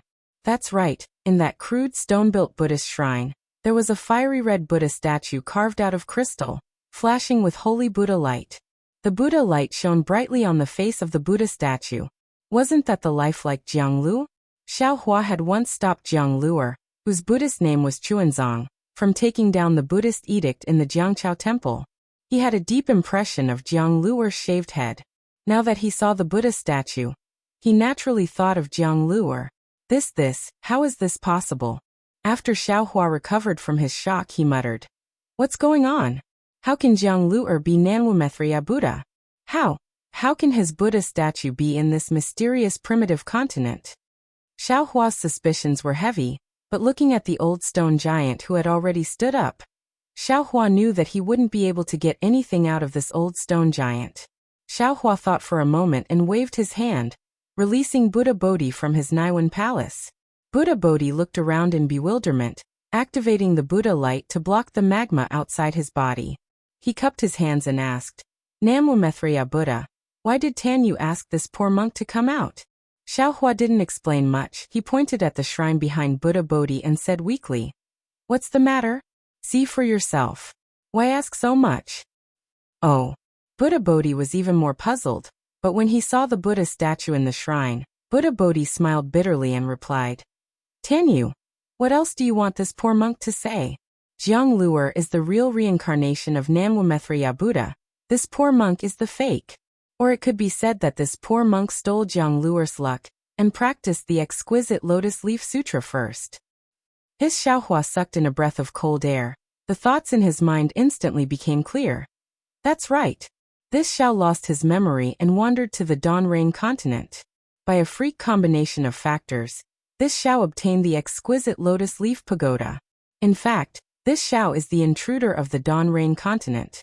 If this Xiao didn't lose his memory, this exquisite Lotus Leaf Pagoda would have fallen into his hands after Jiang Luer was born. Then he, a cultivator who couldn't practice Taoist techniques, would start practicing the real Buddhist techniques. After all, He is the real reincarnation of Maitreya Buddha. Furthermore, if Tanyu hadn't come to the Donrain continent, Jiang Luer would still be on the Donrain continent. Although he wouldn't be able to obtain the gold leaf from the Great Snow Mountain, he would still be able to cultivate the exquisite Leaf Sutra, and not the current Prajna Heart Sutra. Buddha Subhuti reminded. You wouldn't have come to this fork in the road, and there wouldn't have been any sutra-seeking bliss. However, Xiaohua was even more puzzled. He asked, if Jiang Luer is Namo Maitreya Buddha, then whose Prajnaparamita Heart Sutra is? Back on the Great Snow Mountain, didn't that old monk also say, "See"? At this point, Xiaohua once again sucked in a breath of cold air, because everything that the old monk had said to him that day was equally suitable for Jiang Luer. Jiang Luer also understood the language of the Donrain continent. Could it be that the old monk of the Great Snow Mountain is waiting for Jiang Luer? It's not me? Xiaohua has a strange feeling. But if the old monk wasn't waiting for this Xiao, then the old monk shouldn't have died that day. He should still have a longer lifespan. Thinking of this, Xiaohua seems to have thought of something. He hurriedly waved his hand and took out the pills he had obtained from the kitchen of the Great Snow Mountain. A silver-white halo flashed across his eyes. After looking at it for a moment, he said somewhat dejectedly, "Not bad. This is a spirit medicine that can extend one's lifespan. One pill can extend one's lifespan by 10 years, or even more. That old monk still had a lot of it in his kitchen. He should still be alive. He mistook me for this Xiao and stopped taking it. It can be said that he was burned alive." Namo Maitreya Buddha. Buddha Subhuti sighed and said again, if this Buddha fruit belonged to someone else, it would still be snatched. But this Buddha fruit belongs to Luer. How can we snatch it? Yes, that's right. Xiaohua nodded. Luer's sutra-seeking bliss is most likely an arrangement of the Buddhist sect to let him attain the Buddha fruit of Namo Maitreya Buddha. When we return to the hidden immortal continent, we will settle this matter. There's another question. Buddha Subhuti said again. If we snatch Luer's Buddha fruit and fate, then whose did Luer snatch? That Prajnaparamita Heart Sutra. From the records of the Buddhist sect, it should be a cultivation technique cultivated by Ananda. Where is Ananda now? What is the Buddha fruit that Jiang Luer attained? It's a mess. Xiaohua rubbed his temples in distress and said with a bitter smile. Didn't your Buddhist sect cultivate the golden body of 9 lives and control reincarnation? How did such a big accident happen today? Haven't you heard of that saying? Things that can go wrong will definitely go wrong. Or is it that things that you worry about going wrong will definitely go wrong? Buddha Subhuti answered with a smile. Although my Buddhist sect's Arhat cultivates the golden body of reincarnation, it's inevitable that there will be accidents in the process. This accident is another person's opportunity and also his own tribulation. Today's situation is Jiang Luer's tribulation, and this poor monk's opportunity. That's true. Xiaohua nodded. If nothing goes wrong, all the Buddha fruits have already been attained by the Buddha Lord and the Bodhisattvas. How can they be left for the younger generation? At this point, Xiaohua seemed to think of something and said to Buddha Subhuti apologetically, Fellow immortal, although this is our opportunity, but it's also Luer's tribulation. We are Luer's elders and senior sister is also very good to me. Haha. Buddha Subhuti waved his hand and said, Namo Maitreya, you're thinking too much. Although this poor monk is an outsider, this poor monk and Sandalwood are one. Didn't Sandalwood say earlier? We are born from the same root and definitely can't cause trouble. This poor monk deeply agrees. Luer is Sandalwood's nephew and also this poor monk's nephew. It doesn't matter if this poor monk doesn't attain the Buddha fruit or not. The key is the kinship that Sandalwood mentioned. Although this poor monk doesn't understand this kinship too well, this poor monk knows that this is the most important thing in this world to Sandalwood. This poor monk can give up the Buddha fruit for this so-called kinship. At this point, Buddha Subhuti changed the topic and said with a smile. Moreover, Sandalwood, don't forget that this poor monk still has the Buddha fruit of Namo Great Compassion Great Guanyin Bodhisattva to attain. Good Xiaohua listened and said with a smile. If fellow immortal has such a mind, there's hope for attaining the Buddha fruit in this life. Namo Maitreya. Buddha Subhuti put his palms together and chanted Buddha's name without saying anything else. When Xiaohua and Buddha Subhuti were talking, the old stone giant didn't pay attention. First, Xiaohua and Buddha Subhuti rarely spoke. Most of the time, it was a mental communication. Other people simply couldn't hear anything. Second, even if the old stone giant could hear, he simply couldn't understand what Xiaohua was saying. After the old stone giant respectfully saluted, he got up and wanted to say something to Xiaohua. However, when his single eye looked past Xiaohua and landed on Buddha Subhuti's body, extreme shock appeared in his single eye.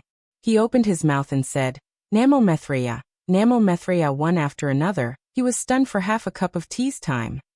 Plop! The old stone giant suddenly knelt in front of Buddha Subhuti. Magma flowed out of his single eye and his mouth was sobbing. However, he still chanted the same 6 words. Buddha Bodhi sighed and lifted the old stone giant up. With a benevolent look in his eyes, he said, Namo Methreya Buddha, I'm not the Methreya Buddha that you guys worship. I'm just an ordinary bodhisattva. Namo Methreya. The old stone giant didn't care about what Buddha Subhuti said. He just used his big hand to carefully pull Buddha Subhuti's monk robe and chanted Buddha's name again and again. Although his pronunciation wasn't accurate, his incomparable devotion actually made Buddha Subhuti feel a trace of the power of faith. How is this possible? Buddha Subhuti was somewhat astonished. He looked at Xiaohua in puzzlement. After all, he wasn't Jiang Luer, nor was he Methreya. How could he obtain the old stone giant's faith? However, although the power of faith was particularly weak, it was real. Buddha Subhuti rarely obtained any faith in the past tens of thousands of years. Therefore, he could clearly perceive the appearance of the power of faith. Xiaohua looked at the old stone giant's appearance, and then looked at Buddha Subhuti's puzzlement. He also frowned. Normally, he would definitely encourage Buddha Subhuti to help. However, if Buddha Subhuti were to help now, it would clearly be snatching the opportunity from Jiang Luer. Not only was Buddha Subhuti hesitating, he was also hesitating. Fellow immortal. Xiaohua's heart moved, and he said, Previously, the human race on Shenhua continent was not prosperous. Fellow Taoist in green robes controlled the entire fortune gate by himself. Even fellow Taoist in Confucianism couldn't spread his branches and leaves. Now the human race on this continent is flourishing. I'm afraid that there are more than 100 million of them. These humans also have the power of faith. Fellow immortal, you can spread the essence of Buddhism on Shenhua continent. Haha, Tanyu, I'm afraid that even a wise man will make a mistake. Buddha Subhuti laughed. The human race on Shenhua continent is flourishing. They can cultivate Taoism, Confucianism, and even soul cultivators can preach. This poor monk won't compete with them. This poor monk has a better place.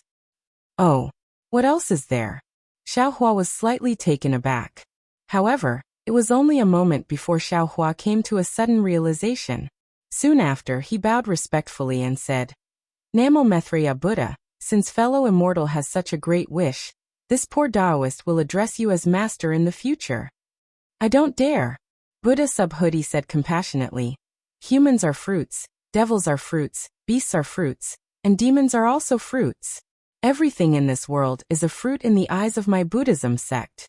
Tanyu has taken in so many devils, but you still haven't found a way to deal with them. Leave these devils to this poor monk. This poor monk doesn't have to compete with you fellow immortals for anything. Master is merciful.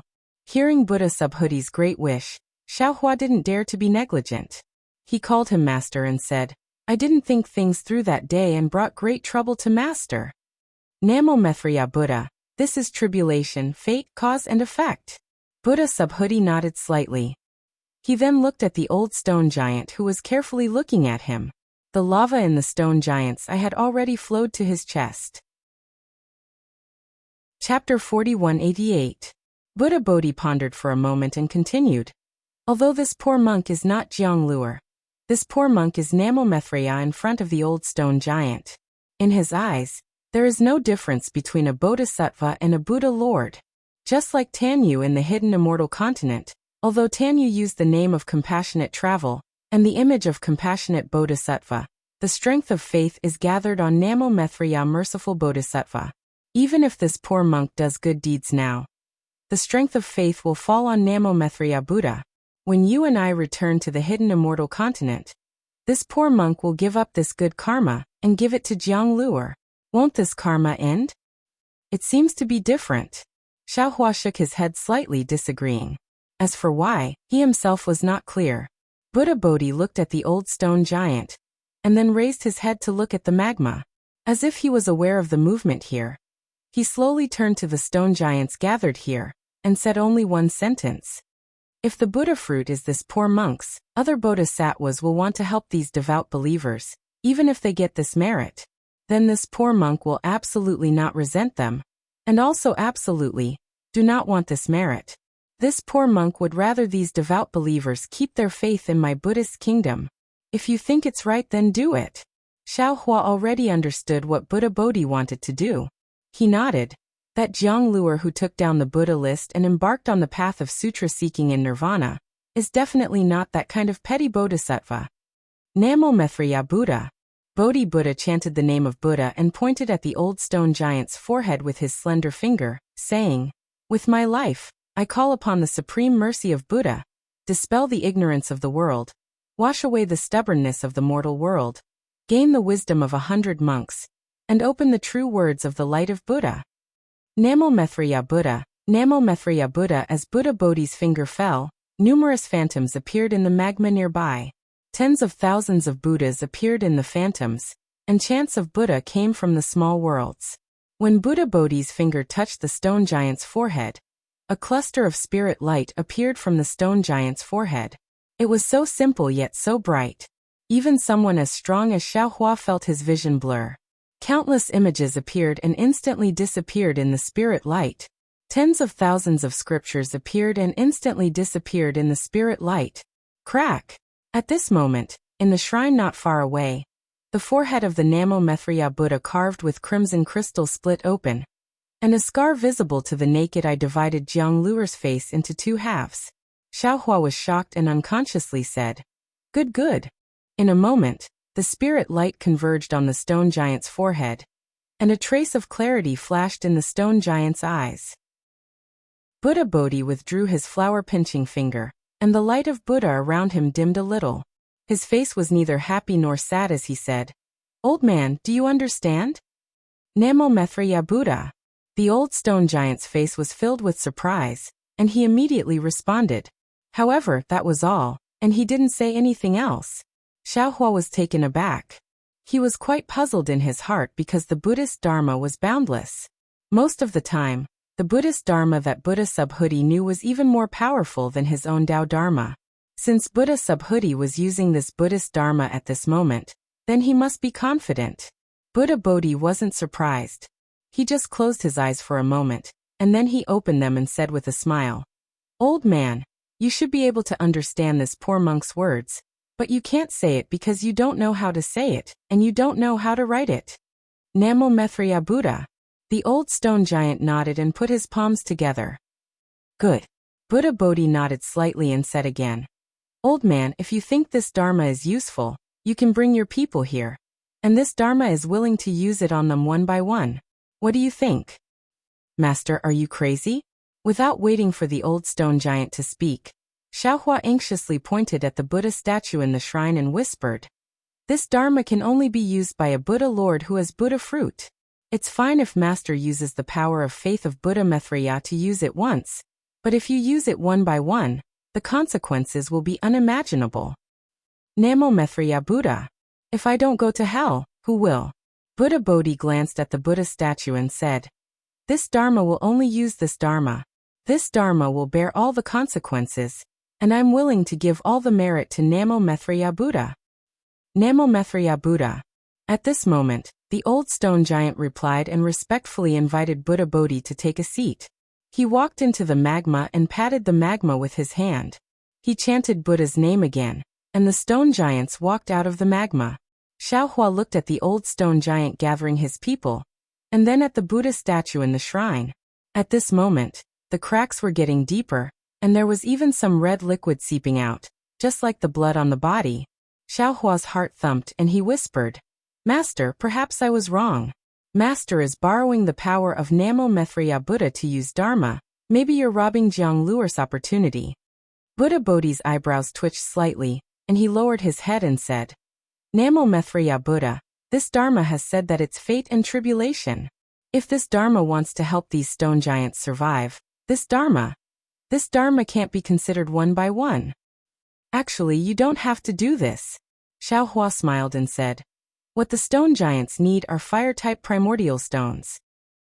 Although there are no ready-made ones in the magma, as long as they master the method to absorb fire-type primordial qi, wouldn't it have the same effect as taking fire-type primordial stones? I only need to use Dharma to let them know how to cultivate.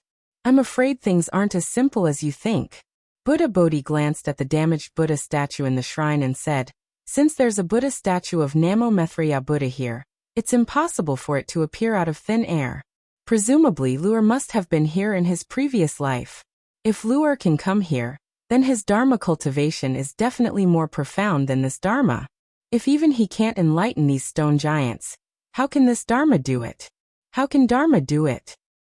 Sai Xiaohua had always relied on Taoism's divine abilities, and his thoughts were similar to those of Taoism's experts. He felt that everything could be solved by Taoism's divine abilities. Now that he heard Buddha Bodhi's words, it was as if he was enlightened. He sucked in a breath of cold air, and said with some sincerity, I was wrong. Enlightening these stone giants can't rely on Dharma or Taoism for a moment, but the power of time and a tenacious heart. Only when one accumulates 1,000 miles can it be effective. Namo Maitreya Buddha, that's exactly it. Buddha Bodhi nodded. Although we Buddhists don't teach secular people, and are somewhat different from Confucian cultivators, we have the same effect in praising the Dharma. As he said that, Buddha Bodhi glanced at the Buddha statue again and said, Luer might have known this in his previous life, but why didn't he do it? Was it because he didn't have enough time, or was it because he didn't have the right opportunity? This is hard to figure out. It's probably because there was an opportunity to leave this continent, and he didn't have time to do these things, so he left his Buddha statue behind to teach the stone giants. Xiaohua smiled. Unfortunately, this enlightenment took a wrong path, and only let the stone giants understand the 6 words Namo Maitreya Buddha. Let this little monk walk this unfinished path for him. Buddha Bodhi also smiled and said, it's a pity that this little monk came in a hurry, and didn't transform into Luer's appearance. Form isn't emptiness. Emptiness isn't form. Form is emptiness. Emptiness is form. Grandmaster, you're a little stubborn. Xiaohua smiled. Although the old stone giant couldn't communicate with Xiaohua and the others, now that he had obtained the root of wisdom, his mind was clear and bright. His command of the stone giant tribe was different from before. He spoke less of the name, Namo Maitreya Buddha, and his movements were orderly. Not long after, the tribe members who were slightly closer to the shrine had already lined up and waited in the magma.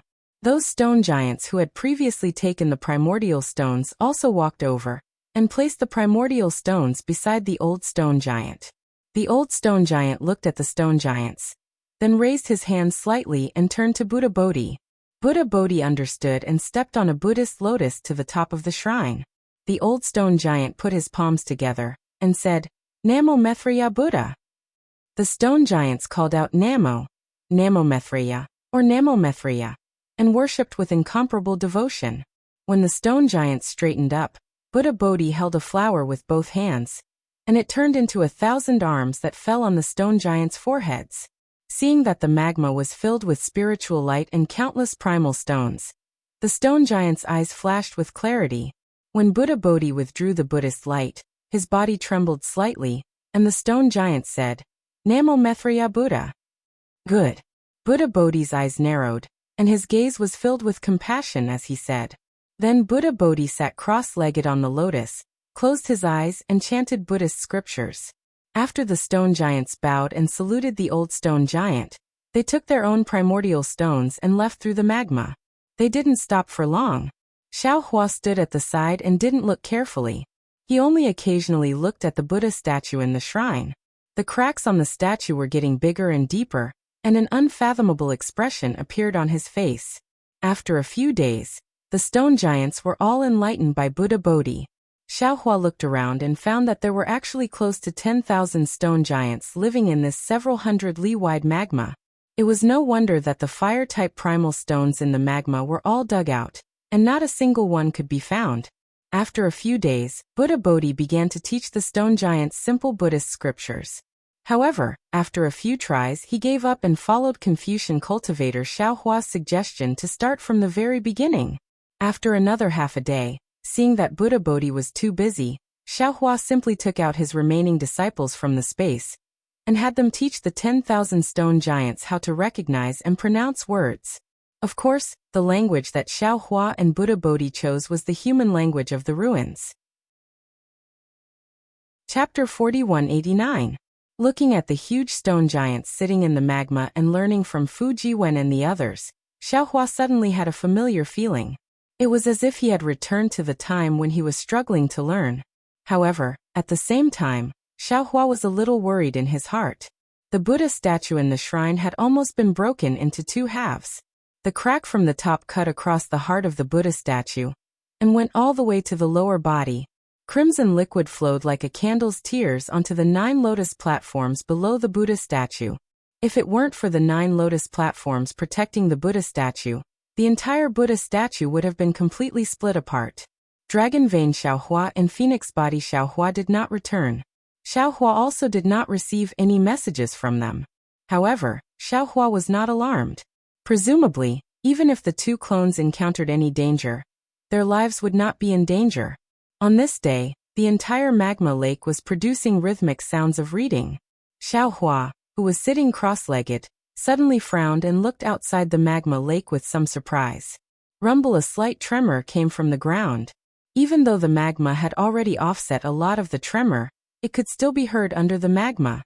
The old stone giant who was struggling to pronounce the words immediately stood up from the ground and called out very fluently, "Namo Mithriya Buddha, Namo Mithriya Buddha." In a moment, all the stone giants who were learning how to pronounce the words stood up and shouted loudly.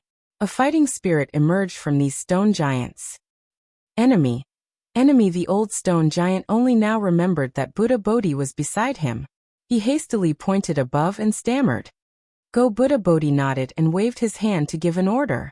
Then the old stone giant called out, "Namo Mithriya Buddha," and orderly arranged a group of stone giants to rush out of the underground space from various parts of the magma lake. "We will also go out and take a look. It seems like something interesting has happened." Xiaohua smiled and said to Buddha Bodhi and Confucian cultivator Xiaohua and the other clones, "This little monk has the same intention." Buddha Bodhi nodded and stood up on his Buddhist lotus. Xiaohua, however, shook his head. "Fellow Taoists, let's go.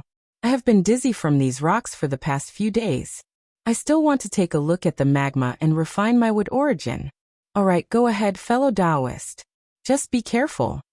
When Xiaohua first saw the Buddhist shrine, he had already clearly seen the bottom of the magma. There was a completely different world under that oval-shaped hole. There were even a few places inside that Xiaohua's divine sense couldn't penetrate. The stone giant couldn't enter, so he naturally didn't know. Xiaohua had been concentrating on teaching the stone giant for the past few days, so he didn't have the mood to explore. Now that he heard that the bone honing Xiaohua wanted to go, he naturally reminded him. "Rest assured, fellow Taoist." Bone honing Xiaohua laughed. "I know what I'm doing." When the bone honing Xiaohua's figure fell into the hole, Xiaohua led the group of disciples and his avatar out of the magma lake. When Xiaohua escaped out of the ground, he was met with a dense aura of desolation. That viscous heaven and earth origin energy made him unable to help but take a deep breath. When his whole body felt comfortable, he couldn't help but laugh bitterly. Damn it, this group of stone men. There was clearly heaven and earth origin energy around them that could save their lives. Yet they insisted on looking for origin stones. If they hadn't met me, I'm afraid they would have starved to death while hugging the gold mountain. Fellow Taoists' thinking is too simple. Confucian cultivator Xiaohua laughed. These stone men originally had stone brains. Other than knowing how to find origin stones, they don't know anything else. If ordinary people want to cultivate Taoist techniques, they also have to rely on luck. If their aptitude is slightly lacking, they won't be able to sense heaven and earth origin energy. You want these stone men who don't know how to speak and don't know how to cultivate to learn Taoist techniques? That's really difficult. AI indeed. Xiaohua nodded. I don't remember much about my childhood, but I still have some impressions. I's path of seeking Tao when I was young was very tortuous. Even since I had memories of hidden immortal continent, I's path of cultivation wasn't smooth. In short, what master wants to do is extremely difficult. Fu Jiwen, who was standing respectfully at the side, heard this and echoed.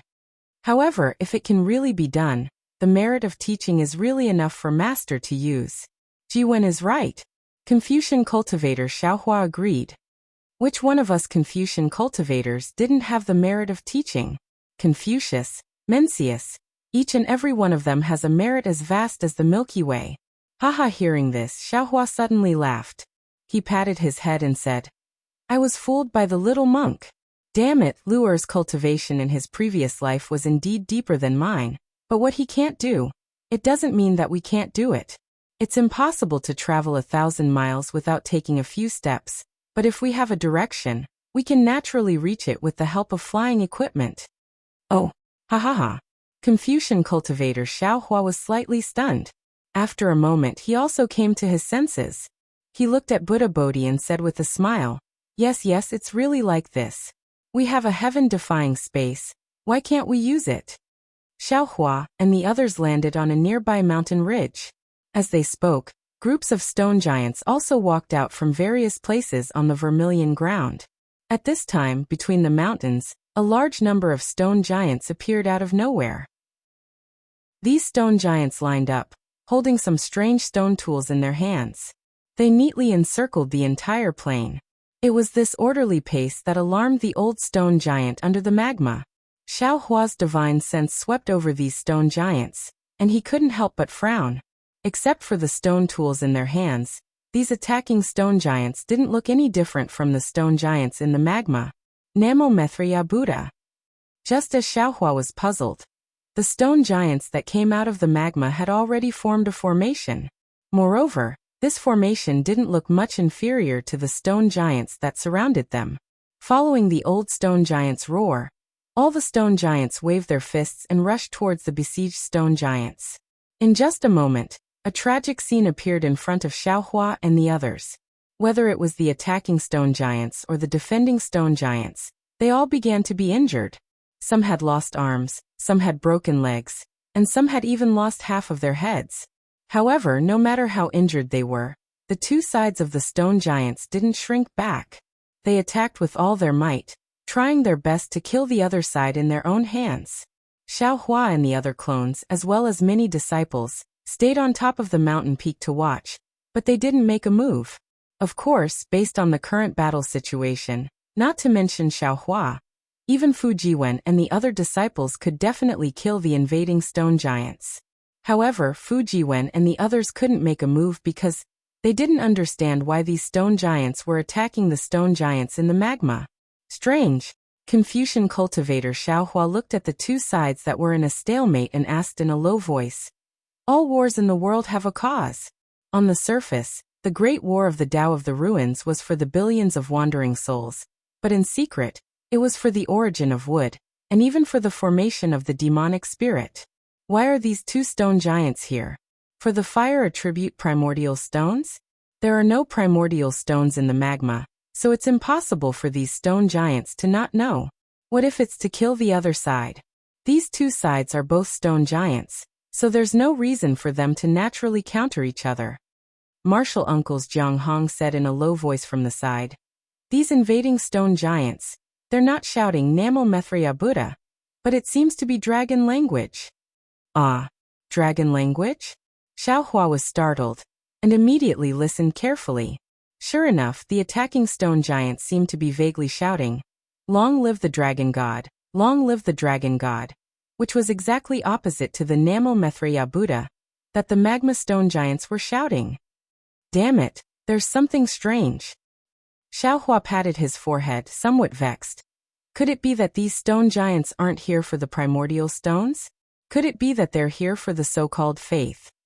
Could it be that on this mysterious continent, other than Namo Mithriya Buddha, there's another dragon god? Master, take a closer look. Jiang Hong looked carefully at the side and said, those stone giants shouting dragon god, seem to have some dragon markings on their bodies, but these dragon markings are extremely few, only half a trace or a trace. Correct. That's exactly the case. Confucian cultivator Xiaohua narrowed his eyes and nodded. Previously, I couldn't see clearly, but now that they're shouting "Long live the dragon god" and fighting with the magma stone giants, I can see clearly. Not only that, these magma stone giants also have an extremely faint swastika character on their bodies. Don't you think so, Master Subhoodie? Namo Methriya Buddha. How could Buddha Subhoodie not see this? His eyes were filled with compassion, and he chanted the name of Buddha. Although the stone giants weren't humans, they were still alive, and in this kind of slaughter, it was inevitable that there would be casualties. Green-robed fellow Taoist Xiaohua instructed, "Use a thunderous method to make these stone giants stop fighting. I really don't understand why they're fighting." Confucian cultivator Xiaohua smiled and said, "Fellow Taoist, you're confused. Green-robed fellow Taoist and soul cultivator fellow Taoist are building a transfer array. They're not here." "Then I'll have to trouble you, fellow Taoist Confucian cultivator." Xiaohua was truly somewhat anxious and said impatiently, "Make them quickly stop this senseless slaughter." This young one understands. Confucian cultivator Xiaohua naturally understood what Xiaohua was thinking. He waved his hand, and tens of millions of 5-chi righteous thunders appeared out of thin air. With a rumbling sound, they struck down, scaring all the stone giants into a daze on the spot. Namo Methriya Buddha, the magma stone giants, took the lead to shout, and each of them covered their heads and fled towards the entrance of the magma. The attacking stone giants were no exception, and after only holding on for a few breaths, they also fled in panic. Jiang Hong, seeing the stone giants run away, Xiaohua instructed, "Transform into your figure, and follow these stone giants to see what's going on." Yes, disciple understands. Jiang Hong's body surged with dragon markings, and her figure immediately flew up. Chapter 4190. Fellow Taoist, you go accompany Jiang Hong. Xiaohua thought for a moment and ordered, "Don't let anything happen to Jiang Hong." Good. Xiaohua didn't refuse. His figure flickered and he followed Jiang Hong to chase after the stone giants. Then, Xiaohua looked at the messy plains. At this time, there were many broken limbs on the ground. They were thrown there like stones. There was no stone giant to take these broken limbs away. "Ai, why is there a war everywhere?" Xiaohua sighed and waved his hand, leading many disciples to escape into the magma. The old stone giant couldn't speak, so he couldn't tell Xiaohua what happened. Xiaohua also didn't force him. He waited for the stone giants to rest for half a day. Then he had the stone giants form a formation. He took out the Kunlun mirror from his bosom, and with the command of Buddha Bodhi, he sent all the stone giants into the space under the urging of his magic power. Because of their belief in Buddha Bodhi, these stone giants were easily sent into the space. Moreover, inside the space, Jade Archive Xiaohua had already created an illusion of a magma lake for them.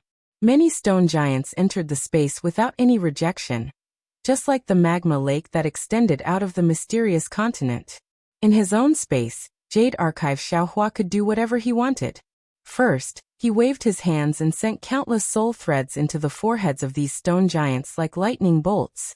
He taught these stone giants ordinary cultivation methods, and then after a little thought, he sent some ancient books of Confucian cultivators and some essences of Buddhist sects into their minds. Xiaohua even created tens of thousands of Buddha Bodhi to teach these stone giants how to speak. This was the idea that Xiaohua had previously thought of. Jiang Luer's previous life might have been more powerful than Xiaohua's current cultivation, but he didn't have the space, so he didn't have the ability to control space. As for Xiaohua, although he was not omnipotent in this space, teaching these stone giants how to speak and decipher words was still quite easy. Jade Archive Xiaohua's ability to teach was hard to say, but his method of imparting Tao magic was indeed first class. After receiving Jade Archive Xiaohua's teachings, all the stone giants closed their eyes and meditated, seemingly gaining something. After a few days, although these stone giants couldn't really speak, they were forced to speak by their experiences. After another dozen or so days, all of the stone giants could clearly express their thoughts. Therefore, Xiaohua struck while the iron was hot and sent them out of the space. He also had Fu Jiwen and the other disciples give them instructions. On one hand, he explained the cultivation technique, and on the other hand, he was familiar with the language. It was truly beyond Buddha Bodhi's expectations. Xiaohua's actions were extremely effective. In the span of a dozen days, the stone giants in the magma lake seemed to have been reborn. Learning to read and write was the most basic. Many of the stone giants had already begun to discuss the essence of cultivation. In particular, most of the stone giants were devout and interested in the Buddhist scriptures. They all sat cross-legged around Buddha Bodhi and listened to him talk about the scriptures. At this point, Xiaohua finally understood the ins and outs of the situation. The magma stone giants had begun to worship Namo Maitreya the moment they formed their own race. The Buddha statue in the shrine had always been there for them to worship. Of course, they didn't know where the shrine came from or who it was worshipping. They only knew how to say Namo Maitreya the Buddha. Moreover, each stone giant was different, so they didn't know the full story. The stone giants in the magma lake lived on fire attribute source stones. Normally, they would look for source stones to fill their stomachs in the magma lake. However, in the past few decades, it was unknown whether it was because the stone giants were reproducing too quickly, or because the number of fire attribute source stones had decreased, but the number of source stones they could find had decreased. If it weren't for the fact that they had accumulated some source stones in the past few years, some of the stone giants might have starved to death. As for the invading stone giants, they also lived in the magma lake. They were hundreds of miles away from each other. The living environment of the stone giants was similar to the living environment of this group of stone giants. Long ago, the two groups of stone giants had fought and killed each other, but the scale was not large. But recently, because the source stones had decreased, the number of fights had increased. Almost every dozen or so days, there would be a fight. There were even 4 or 5 stone giants gathered around the magma lake. These stone giants also fought with each other. The stone giants in front of Xiaohua believed in Namo Maitreya the Buddha, and weren't particularly aggressive. The stone giants that believed in the dragon god weren't so easy to talk to. Not only did they attack this group of stone giants, they also attacked other stone giants. In addition to the fighting between the stone giants, there were other races entrenched around the magma lake. The golden-armored dwarf and strange bird that Xiaohua had seen before were all of them. However, because the stone giants had just learned how to express themselves, they couldn't speak clearly. Moreover, these races were similar to the stone giants. They all lived in strange places.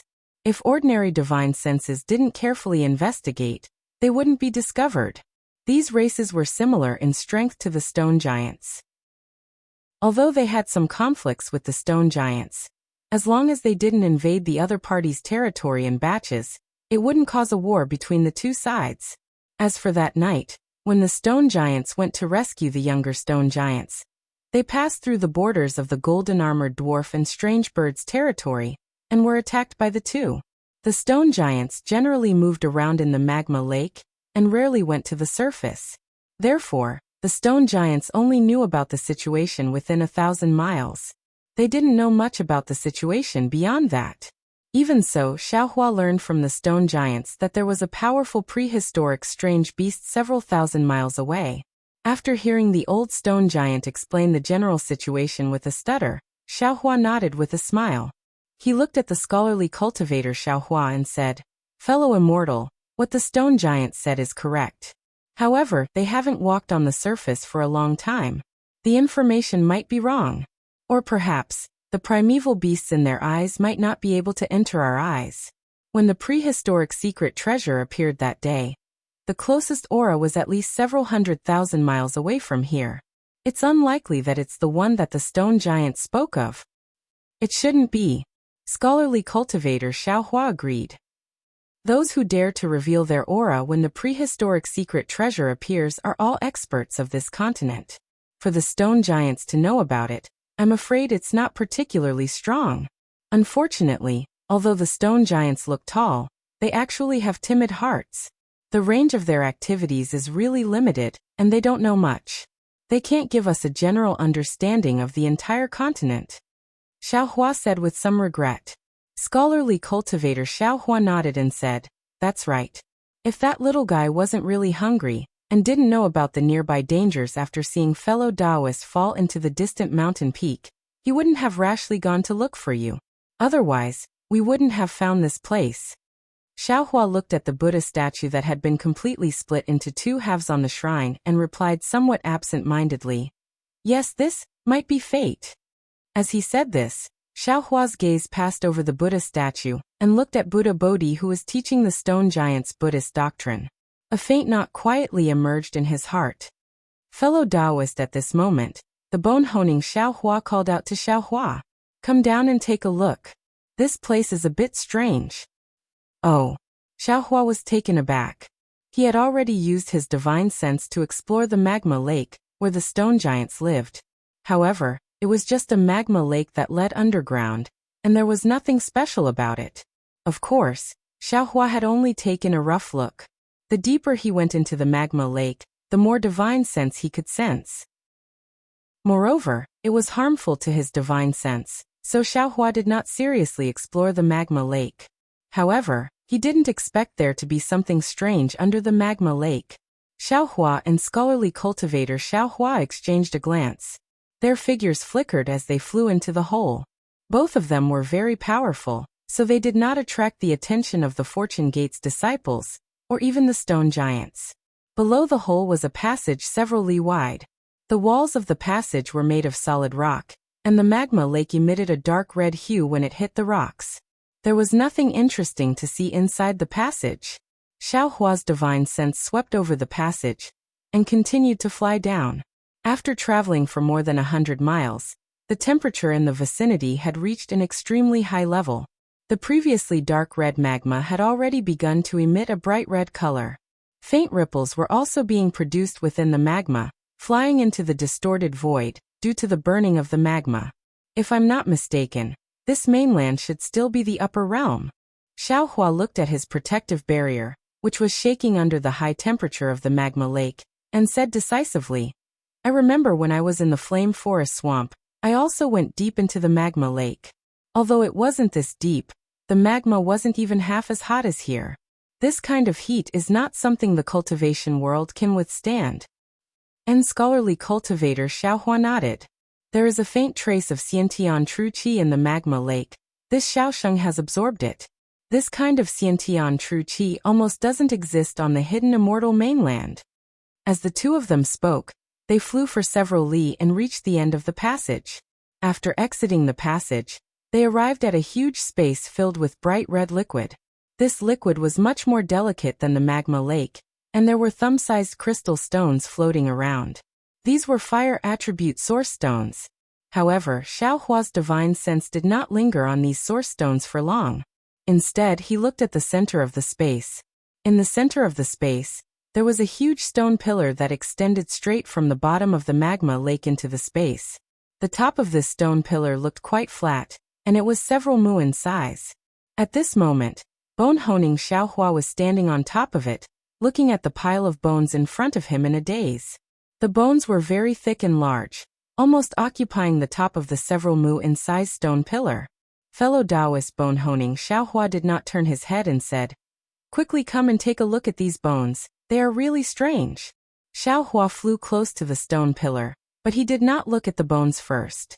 Instead, he looked around with his divine sense, and then asked curiously, "Fellow Taoist, how did you come here?" "The fire attribute source energy of heaven and earth here is too rich. It's not good for you to refine the origin of wood."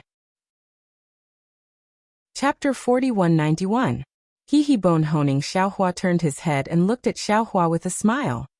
"I started to cultivate near the passage, but after a while, I suddenly felt that these stone giants were very pitiful. They were starving to death while guarding this magma, so I simply went to the depths of the magma to see if I could find some primordial stones for them. In the end, I found the primordial stones, and I also found these bones." "Oh." Xiaohua was startled and looked at bone-honing Xiaohua with some astonishment. He even sized him up a few times. Bone-honing Xiaohua was somewhat puzzled and asked curiously, "What's wrong? Fellow Taoist, is there something wrong with I?" Xiaohua had a smile on his face and asked, This feeling, when did it start? What feeling? Bone honing Xiaohua was stunned and asked back. I just feel that those stone giants are pitiful, Xiaohua replied. Just now. Bone honing Xiaohua was really at a loss. Congratulations, fellow Taoist. Congratulations, fellow Taoist. Xiaohua cupped his hands and said, Fellow Taoist, you have a sympathetic heart. You are not far from becoming a real person. Hee, is that so? Bone honing Xiaohua touched his bald head in embarrassment and replied embarrassedly. Xiaohua asked with interest, if I let fellow Taoists control the celestial white bones again, how confident would fellow Taoists be? Bone honing Xiaohua pondered a little and seemed to understand something. He nodded and said, I don't have much confidence now, but I seem to have confidence. I dare to control the celestial white bones. Good. Xiaohua clapped and said with a smile, I had been thinking about how to use the Tao sect's secret technique to control the celestial white bones. I even thought about using the secret technique of sacrificial refining to refine the celestial white bones. Moreover, to be honest with you two fellow Taoists, I have already let green-robed Xiaohua look at the cultivation methods I obtained from the ruins. I want to find the method to suppress the celestial white bones. However, according to fellow Taoist tempered bones, if we want to control the Deva bones, we can't do it from the outside. That's an inferior method. We should use superior methods to control the Deva bones from the inside out. Xiaohua, the Confucian cultivator, had been studying the classics of Confucianism ever since he was born. He had a lot of experience in thinking, so he had a good understanding of these seemingly profound things. He said, Fellow immortal, you mean to let fellow immortal tempered bones develop human emotions, and use these emotions to influence the wisp of consciousness inside the celestial bones, and finally assimilate it? That's right. That's exactly it. Xiaohua nodded. The thing that controls the celestial white bones is that triangular blood bone. The strand of consciousness within this blood bone is extremely strong and tyrannical. Just refining this consciousness alone would take thousands, or even tens of thousands of years. I even felt that there would be a risk of backlash. Moreover, if I sacrificially refine this consciousness, there would be a barrier between the consciousness and the white bones, and it would be difficult to achieve perfect control. Only by slowly assimilating it would it be possible to firmly control the celestial white bones. Speaking up to here, Xiaohua smiled again. He looked at the white bones on the stone pillar and said, Of course, these are just some of I's guesses. Fellow Taoist tempered bones has to try to know. Let's not talk about the celestial white bones anymore. Fellow Taoist tempered bones, is there anything strange about these white bones? Oh, it's like this. Xiaohua raised his hand and held a white bone that was several feet thick in his hand. He pointed at the white bone and said, When I came here, before I even saw those primordial stones, I sensed the power of lightning within this white bone. This power of lightning is somewhat similar to that of the celestial white bones. I thought that I had found a new celestial white bone, but when I picked up this white bone, I discovered that the power of lightning within this white bone had entered I's body and disappeared. The white bone no longer had the power of lightning. Moreover, it was also different from the celestial white bones. Although the celestial white bones were fragmented, there was a kind of vague and exuberant vitality inside. That vitality seemed to be indestructible. And these white bones are the same as ordinary white bones. They seem to be completely dead. Xiaohua didn't know whether to laugh or cry. Looking at these white bones, he said, Isn't it normal for white bones to be completely dead? Celestial white bones that have vitality are actually abnormal. Fellow Taoist, don't forget that this is the mysterious continent, the upper realm. Xiaohua said in all seriousness, whether these white bones belong to prehistoric beasts or celestials, there should be vitality within the white bones. They shouldn't be completely dead. But aren't these white bones dead? Xiaohua took the white bones and scanned them with his divine sense. Then he handed them to Xiaohua. Xiaohua cultivated life energy, so he was naturally more sensitive to vitality. When he took the white bones, he already sensed it. So the origin of these white bones is a bit strange, Xiaohua asserted. They must have died under an incomparably powerful lightning strike. A fatal strike. Perhaps, Xiaohua replied. His divine sense scanned the pile of white bones again. Suddenly, a strange expression appeared on his face. He said, "However, these dead white bones are also useful to us." "Oh, what can they be used for?" Xiaohua was greatly puzzled. He asked curiously, "Could it be that fellow Taoist can use these white bones to make another celestial?" Xiaohua looked at Xiaohua unhappily. "You only know how to make a celestial. Don't forget, we have the Million Ming Mountains Nether Passage mirror in our hands. Although your soul tool has been repaired by fellow Taoist soul cultivator, it can't be perfect." Fellow Taoist Green Robe also obtained a lot of white bones in the spring-penetrating Forbidden Sea. Compared to these white bones, I'm afraid the difference is like heaven and earth, right? Haha, that's great. Xiaohua clapped and said, "With these white bones, fellow Taoist soul cultivator can also refine other soul tools." Exactly.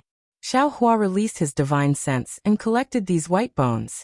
He said with a smile, "It's not easy to come to the upper realm. Why don't we fish for more benefits? Everything in the prehistoric realm is useful to us."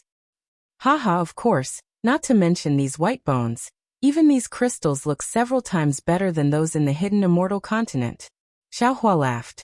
He opened his mouth and spat out a beam of light, which turned into thousands of light threads and fell into the magma. When the beam of light flew back, each light thread carried a crystal. Here Xiaohua took the crystal and didn't keep it. Instead, he put it in his spatial ring and handed it to Xiaohua. He said with a smile, "Fellow Taoist, give it to the stone giants.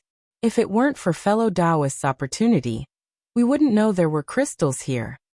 "Thank you, fellow Taoist." Xiaohua grinned and reached out to take it. He said, "I hope the stone giants can learn the cultivation method fellow Taoist taught them before they use up all these crystals.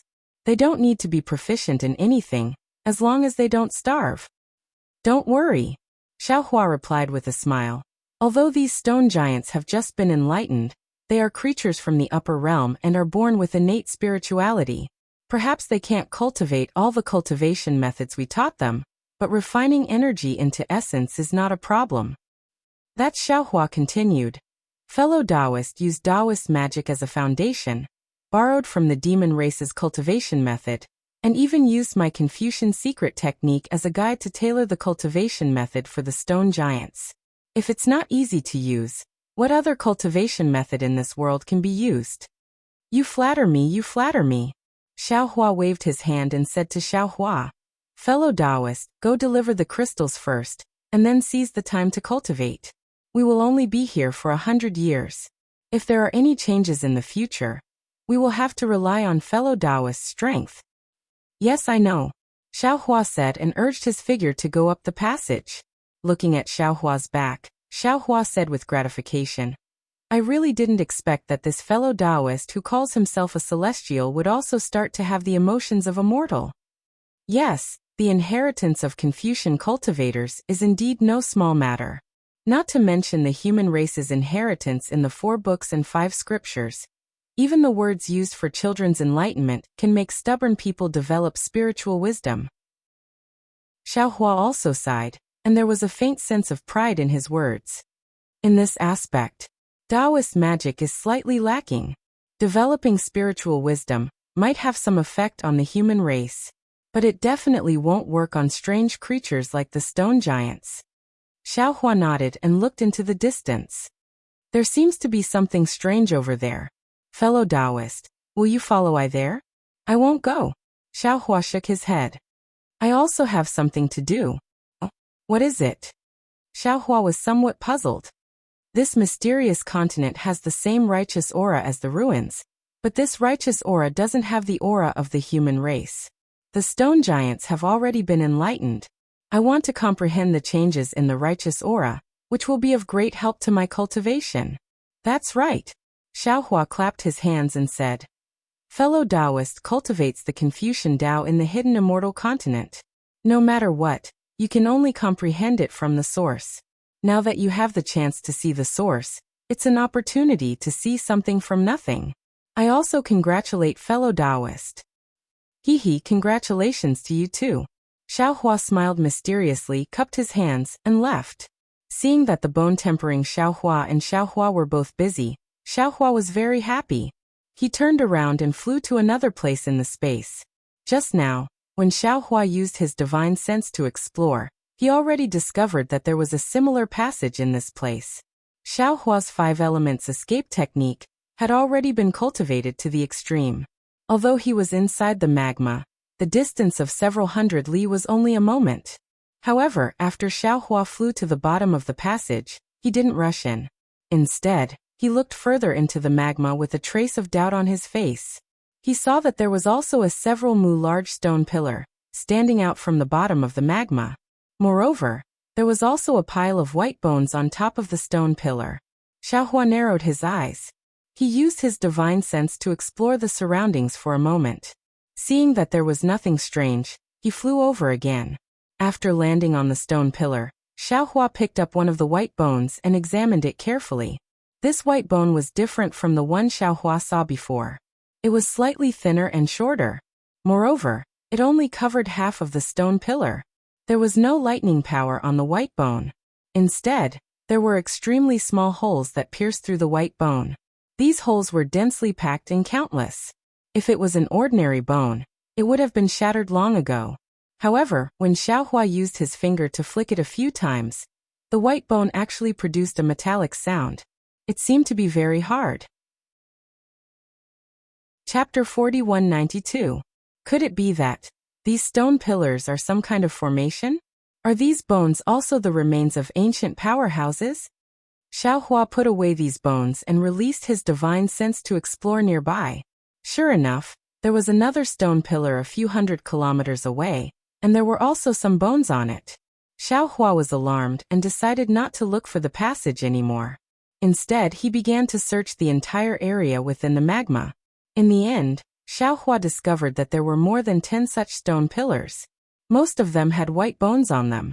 These white bones were of different sizes, but no matter how big they were, if they didn't have the killing power of lightning, then they had the power to penetrate through.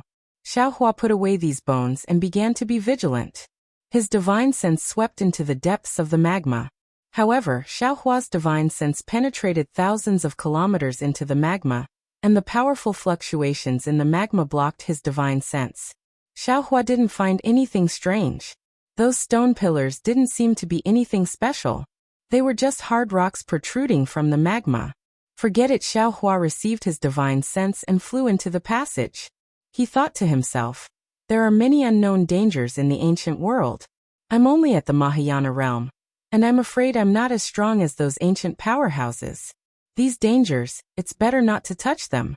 I'm just a passerby on this continent. Xiaohua flew into the passage and flew upwards for several kilometers. Suddenly, a familiar divine sense swept over from above the passage. As soon as it touched Xiaohua, it immediately stopped. An incredulous voice sounded in Xiaohua's ears. Master? Why are you here? Although Jiang Hong took Xiaohua as her master, she often called him master. As for the green-robed Xiaohua, she called him martial uncle. Hearing Jiang Hong's voice, Xiaohua smiled and transmitted. Just as I expected, these stone giants were born of the same bloodline. Although they were born of the same root, they worship different things. I followed these stone giants here, and as soon as I revealed my dragon body, they immediately regarded me as a god. They insisted on inviting me here. Thinking of what Master had done there, this disciple decided to go with the flow. I was still thinking about how to inform Master, but Master followed me here. Could it be that the passage below is connected to the lava lake? Jiang Hong transmitted a few words to Xiaohua in a low voice. Xiaohua nodded slightly. His figure transformed into the appearance of Dragon Vein Xiaohua, and rushed out of the tunnel from a cave. Similar to the lava lake of the stone giants, Jiang Hong's lava lake was also like a large bowl. At this time, several stone giants were crawling in front of Jiang Hong, respectfully saluting her. The pious look on his face was very similar to that of the old stone giant. Behind these stone giants, the thousands of stone giants that had been fighting earlier were now in a neat formation. They lowered their heads, not daring to look directly at Jiang Hong. Behind Jiang Hong, there was also a similar Buddhist shrine with a mighty dragon coiled within. Master, what should we do now? Seeing Xiaohua fly out and land in front of her, Jiang Hong hurriedly bowed and asked, Dragon God. Dragon God. The stone giants who were originally kneeling heard the movement and hurriedly raised their heads. Seeing the dragon form Jiang Hong saluting Xiaohua, they were greatly shocked. Xiaohua's dragon form seemed to be more imposing than Jiang Hong, and even the halo above the dragon horn made them feel a sense of worship. They couldn't help but crawl on the ground and cry out. And Xiaohua had already subdued a group of stone giants, so he naturally understood the situation of this group of stone giants. He nodded slightly and let out a cold snort. With a wave of his hand, fire attribute primordial stones fell into the lava like raindrops. Then, Xiaohua's dignified voice sounded. This is the food this sovereign bestowed to you. From now on, you don't need to invade other people. Speaking till here, Xiaohua couldn't continue. Clearly, these stone giants weren't enlightened and didn't understand what he was talking about. Moreover, these stone giants only had primordial stones in their eyes, so how could they care about what Xiaohua was talking about? Xiaohua looked at the several stone giants kneeling in front of him. Then he raised his hand and pointed his flower-like finger at the forehead of these stone giants just like Buddha Bodhi did before. Soon after, Xiaohua also sent these stone giants into the space and opened them with a Dao secret technique. After sending these stone giants out of the space, Xiaohua narrowed his eyes and looked at the Buddhist shrine. The dragon god statue inside was different from the Buddha statue of Namwamethriya. There weren't any changes. Thus, Xiaohua's heart became gloomy. Master, seeing the tens of thousands of stone giants lined up in the lava, just like before, Jiang Hong said in a low voice, Senior brothers are all over there. If this disciple teaches these stone giants alone, I'm afraid I won't be able to take care of them. These stone giants who believe in the dragon god are different from the stone giants who believe in Buddhism. Their temperament is somewhat irritable. If they obtain a divine ability, they might invade other stone giants. At that time, Master would have to work hard for nothing, and that would be terrible. And Master understands, Xiaohua said as he took out the Kunlun mirror. First, send out the Lu family's disciples from the Kunlun immortal realm to assist you. Then Master will go back and discuss with your martial uncles. There must be other stone giants in the lava, so we might as well enlighten them. Okay, Jiang Hong naturally didn't have any objections, replying, Disciple will listen to Master's instructions. Xiaohua sent out 100 Lu family's disciples, then returned to the lava lake. He told Buddha Bodhi, Confucian cultivator Xiaohua, and the others his plan, and they all agreed. Then, under Confucian cultivator Xiaohua's suggestion, Xiaohua went to the edge of the lava lake, took out the Kunlun mirror, and sent out the tens of thousands of elite soldiers who had been fighting in the Kunlun immortal realm. These Fortune Gate's disciples had gone through many battles, so they had long learned to obey orders. They obeyed Xiaohua's orders as if they were military orders, and there was no need for Xiaohua to explain too much. After Xiaohua finished speaking, these disciples began to plan and discuss countermeasures. In the time it took to eat half a meal, everyone had come up with a complete plan. These plans were passed to Lu Yi and the other disciples, and then to Xiaohua. When Xiaohua saw these plans, he couldn't help but be moved. What Xiaohua thought of, these disciples gave practical steps. What Xiaohua didn't think of, these disciples gave suggestions based on their own understanding. There were even many things that Xiaohua didn't consider. First of all, Xiaohua only wanted these disciples to teach the stone giants in the lava lake. These disciples felt that teaching the stone giants would hinder the heavens' justice. Moreover, if the stone giants were in trouble, other races would also be in trouble. Therefore, they suggested not only teaching the stone giants, but also the golden-armored little man and other desolate races. Secondly, Xiaohua only wanted to teach the stone giants. But these disciples felt that since the desolate land was so big, there was no harm in expanding the scope of teaching. After all, this was not a war, and some disciples with lower cultivation could also contribute. Therefore, they suggested that Xiaohua let out all the Shenhua continent's disciples that could, as a kind of travel and a kind of test. Finally, they also suggested that Xiaohua and the other Grand Ascension Realm cultivators should stay in the center and immediately teleport over to defend against any desolate beasts. Especially Xiaohua, because he controlled the Kunlun mirror. All the desolate races that were taught had to enter the Kunlun immortal realm to be enlightened. Therefore, Xiaohua had to establish a communication channel with these disciples, and when Xiaohua was needed, Xiaohua should be there in a timely manner. Xiaohua looked at these suggestions and plans and beamed with joy. He clapped his hands and said, "With such disciples in my fortune gate, why should I worry about the Tao gate? Fuck, if the immortal emperor says half a word more, this daddy will lead the fortune gate to break through the immortal palace." Then Xiaohua's eyes turned, and the Kunlun mirror in his hand trembled. Tens of thousands of fragments fell into the hands of these disciples, and he said, "You all hold on to this item. Whenever you need this old man, use my fortune gate's cultivation technique, and this old man will immediately descend. Also, you all have a mission. When you search the desolate land, find a suitable place for my human race to live, and report to this old man in detail." Yes, this disciple understands. Over 10,000 disciples answered in a low voice, and their voices were quite loud. Subsequently, Xiaohua activated the Kunlun mirror. As a bright light flickered, a steady stream of fortune gate disciples flew out from the so-called Kunlun paradise. According to the previous agreement, Lu Yi, Yuanya, Yu Zhongquan, and other disciples led the way, flying off in different directions. Fellow immortal watching groups of disciples leaving, Soul Cultivator Xiaohua rubbed his nose and said with a wry smile, "No matter how I look at it, I feel that you're going to occupy the entire continent. I have no reason to occupy this continent. Xiaohua pursed his lips and replied, "I just feel that educating the desolate lands races is a kind of merit, and it's quite troublesome for me to do it myself. That's why I'm distributing the merit to my disciples." "Then why are you looking for a suitable place for the human race to live?" Scholar Xiaohua was puzzled and asked again. "Fellow immortal, have you forgotten the incense cult's mission?" Xiaohua smiled and said, "Don't tell me I'm going to bring the incense cult's primordial spirit cultivating disciples to the hidden immortal mainland? Are you going to treat them as Confucian cultivators? Or Daogate?" "Indeed," Scholar Xiaohua said as if he had just woken up from a dream. "Although this continent is mysterious and desolate land, it's still a higher realm, and is very suitable for the incense cult's disciples.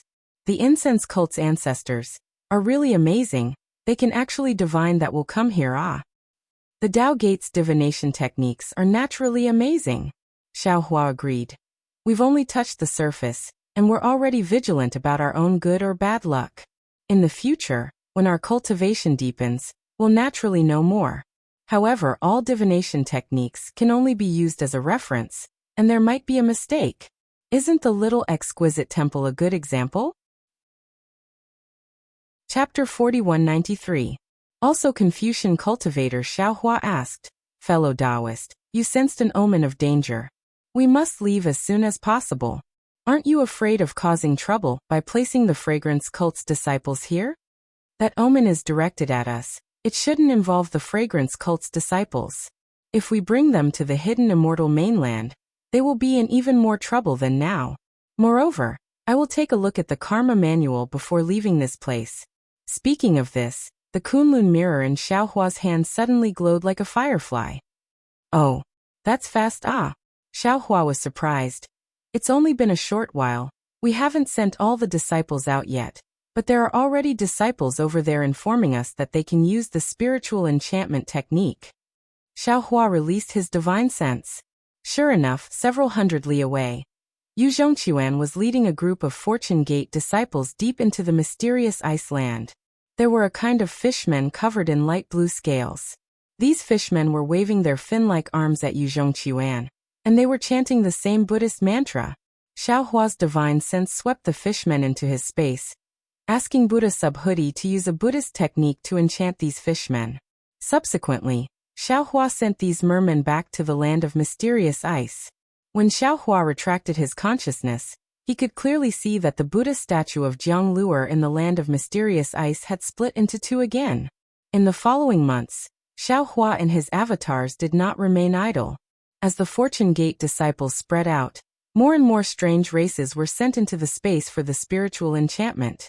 These races were similar to the stone giants, but their appearance and living environment were completely different. There were small golden armored people who lived in places where the gold mist condensed, fish people who lived in places where the gold mist condensed, earth giants who lived in mountain caves, and tree men who lived in boundless forests. Not all of these prehistorical creatures believed in Namo-Mithreya and the dragon god, but they were all in a state of starvation and famine. If Xiaohua didn't show up, they might really be in danger of extinction. As the Fortune Gate disciples pushed forward, the Buddha fire inside Bodhi's body grew brighter, especially the golden threads inside his body. These golden threads danced in a spiral pattern inside the Buddha fire, and each golden thread's movement was completely different. However, the dancing of these golden threads was extremely harmonious, just like the supreme dance music between heaven and earth. Every time they twisted, the golden threads would emit a brilliant light. These lights overlapped with each other, like a resplendent gem. Things were progressing smoothly according to the Fortune Gate's disciples' plan, but Xiaohua's heart was in a mess as everything was progressing smoothly. First of all, the phoenix body Xiaohua and the dragon vein Xiaohua never returned, and there was no news from them. Xiaohua also could not sense the whereabouts of the two clones. Just like when he lost the phoenix celestial body, Xiaohua wanted to bring his clones to investigate, but the Fortune Gate's disciples were busy educating the disciples, and Xiaohua had to use the Kunlun mirror at all times. Thus, Xiaohua could not leave. Secondly, although the Fortune Gate's disciples' plan was going smoothly, and the progress towards the desolate lands was also within their control. However, there were too many variant beasts in the desolate lands, and many of them were arrogant and unruly, unwilling to be educated by the Fortune Gate's disciples. They were especially resistant, and would attack the moment they saw the Fortune Gate's disciples. In the beginning, the variant beasts were not strong, and the Fortune Gate's disciples did not pay much attention to them, but as they grew stronger, the Fortune Gate's disciples began to fall. Then there was the shattering of the Buddha statue. Every time Xiaohua saw this kind of Buddha statue, the guilt he felt towards Jiang Luer would grow. This guilt was like a knife cutting into his heart, making his heart bleed. It was as if he was snatching away something that belonged to Jiang Luer. Of course, Xiaohua was clear that he had snatched Jiang Luer's opportunity from the moment he obtained the exquisite leaf scripture from the thunder-controlling sect on the Dawn Rain mainland. At that time, Jiang Luer had not been born yet. As for this place, it was the upper realm. Based on Jiang Luer's cultivation when he left the hidden immortal mainland, it would be impossible for her to reach this place in 10,000 years, or even 100,000 years. Xiaohua was also clear that he was in the upper realm, and he did not know what year or month it was on the hidden immortal mainland. Perhaps it was 1 billion years ago, or 1 billion years later, or perhaps tomorrow morning. Jiang Luer, who had already attained Buddhism, could step on the clouds and appear in front of him, taking away all his entanglements. Moreover, Xiaohua was even more aware that what he had done was merely a variable derived from the heavenly Tao, and it was the will of the heavenly Tao. If it was anyone else, Xiaohua would have seized it, and he might not even bat an eyelid. However, the other party was his own junior, and this caused Xiaohua to have no choice but to feel the cruelty of the heavenly Tao. Previously he had thought that the great Tao was everywhere, but now he felt that there were also difficulties in snatching on the great Tao. Namo-Mithreya Buddha Bodhi understood Xiaohua's thoughts the best, so he did not say anything more. While educating the alien tribes in the untainted land, he only recited Buddhist scriptures. The compassion between his eyebrows grew stronger, and the Buddha's light around him became denser and denser. At the edge of the 8th-grade lotus throne, the shadow of the 9th lotus could be vaguely seen. But because the exquisite leaf scripture was not complete, not to mention the 8th-grade lotus throne was not complete, the 9th lotus could not be born. When Buddha Bodhi saw Jiang Luer's Buddha statue, he had already made a decision. He had already cut himself off from the mortal world. What he needed to do now was to fight for the survival of the alien tribes in the untainted land. Buddhist fruits and good karma were no longer within his consideration. Even if he accumulated good karma because of this, Buddha Bodhi would return it all to Jiang Luer when he saw her. Fellow immortal, on this day, when the sun was setting and a layer of red sunset enveloped the surroundings like a pair of shy eyes looking at the earth, Xiaohua felt sad. He was a little shocked, so he stood up from his cross-legged position, and said to the Confucian cultivator beside him, "Fellow immortal Longmai and fellow immortal Phoenix Body did not send any news. I am a little worried, so I'll go and have a look. With that, Xiaohua handed the Kunlun mirror to the Confucian cultivator and said, "The Kunlun mirror is a congenital object, and the Kunlun wonderland in it is similar to the Shenhua continent. Now that you can control the Kunlun mirror, you can do what I did in the Shenhua continent in the Kunlun wonderland. I'll leave the awakening of the alien tribes in the untainted land to you." Good. Confucian cultivator Xiaohua took the Kunlun mirror and spat out a three-colored true qi that wrapped around it. The Kunlun mirror spun and immediately shrank to the size of a thumb and fell into Xiaohua's stomach. Xiaohua then said, "Fellow immortal, rest assured, I will take care of things here with the little monk." At this point, a mysterious smile appeared on Xiaohua's face, and he changed the topic. "In addition, I have a piece of news that I don't know if it's good or bad." "Oh." Xiaohua raised his eyebrows and asked curiously, "What is it?" Even fellow immortal is a little hesitant. After fellow immortal tempered bones enlightened the alien tribes, he began to have simple emotions, and I seemed to be able to sense the existence of the Shenhua continent. Xiaohua looked into Xiaohua's eyes and replied word by word. His Xiaohua sucked in a breath of cold air, and a strange light flashed in his eyes. He finally knew the reason for Xiaohua's hesitation. The Shenhua continent that Xiaohua mentioned was naturally not the Shenhua continent within the Kunlun immortal realm that Xiaohua told the Fortune Gate disciples, but Xiaohua's space.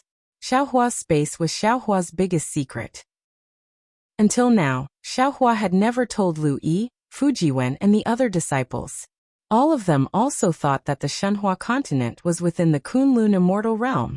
As for Xiaohua's several clones, although Xiaohua did not intend to hide anything, he never thought that his clones could sense his space. In particular, although Confucian cultivator Xiaohua's words were very ambiguous, the meaning was clear. Now that Xiaohua could only sense space, then one day he would be able to enter the space without Xiaohua. Even, there was a possibility that Xiaohua would be able to control the space. Since Xiaohua had this ability, what about the green-robed Xiaohua, the soul cultivator Xiaohua, and the phoenix physique Xiaohua? In the future, they would naturally be able to enter the space at will. Thinking of this, Xiaohua's heart suddenly became alarmed. Damn it, this fellow immortal is not the first clone to be able to sense space. The most powerful one is the green-robed one. This guy is the first clone to be able to freely enter and exit the space. The earliest should be in the Spring Forbidden Sea, right? No, it might be too early. Those few times when I was in danger, he came out of the space to control the body when I fainted, but I did not care too much. If fellow immortal did not mention it, I'm afraid I would still be in the dark, right? When he thought of his only secret being controlled by his 10 clones, Xiaohua's heart became empty for no reason. He had lost the most important thing. Looking at Xiaohua's smile that was not a smile, Xiaohua asked, "Fellow immortal, did you only have this feeling today?" In the past it was vague, but recently it became clear. Xiaohua did not hide it and replied, "I, a Confucian cultivator, emphasize not to look at indecent things and not to approach indecent things, so I felt that I should tell fellow immortal." Green-robed Xiaohua naturally did not have such moral integrity, so he could enter and exit the space without fear. "Forget it." Xiaohua pondered for a moment and said with a bitter smile, "Shenhua continent is our own. We can hide it from others, but there is no need to hide it from fellow Taoists. And fellow immortal can rest assured.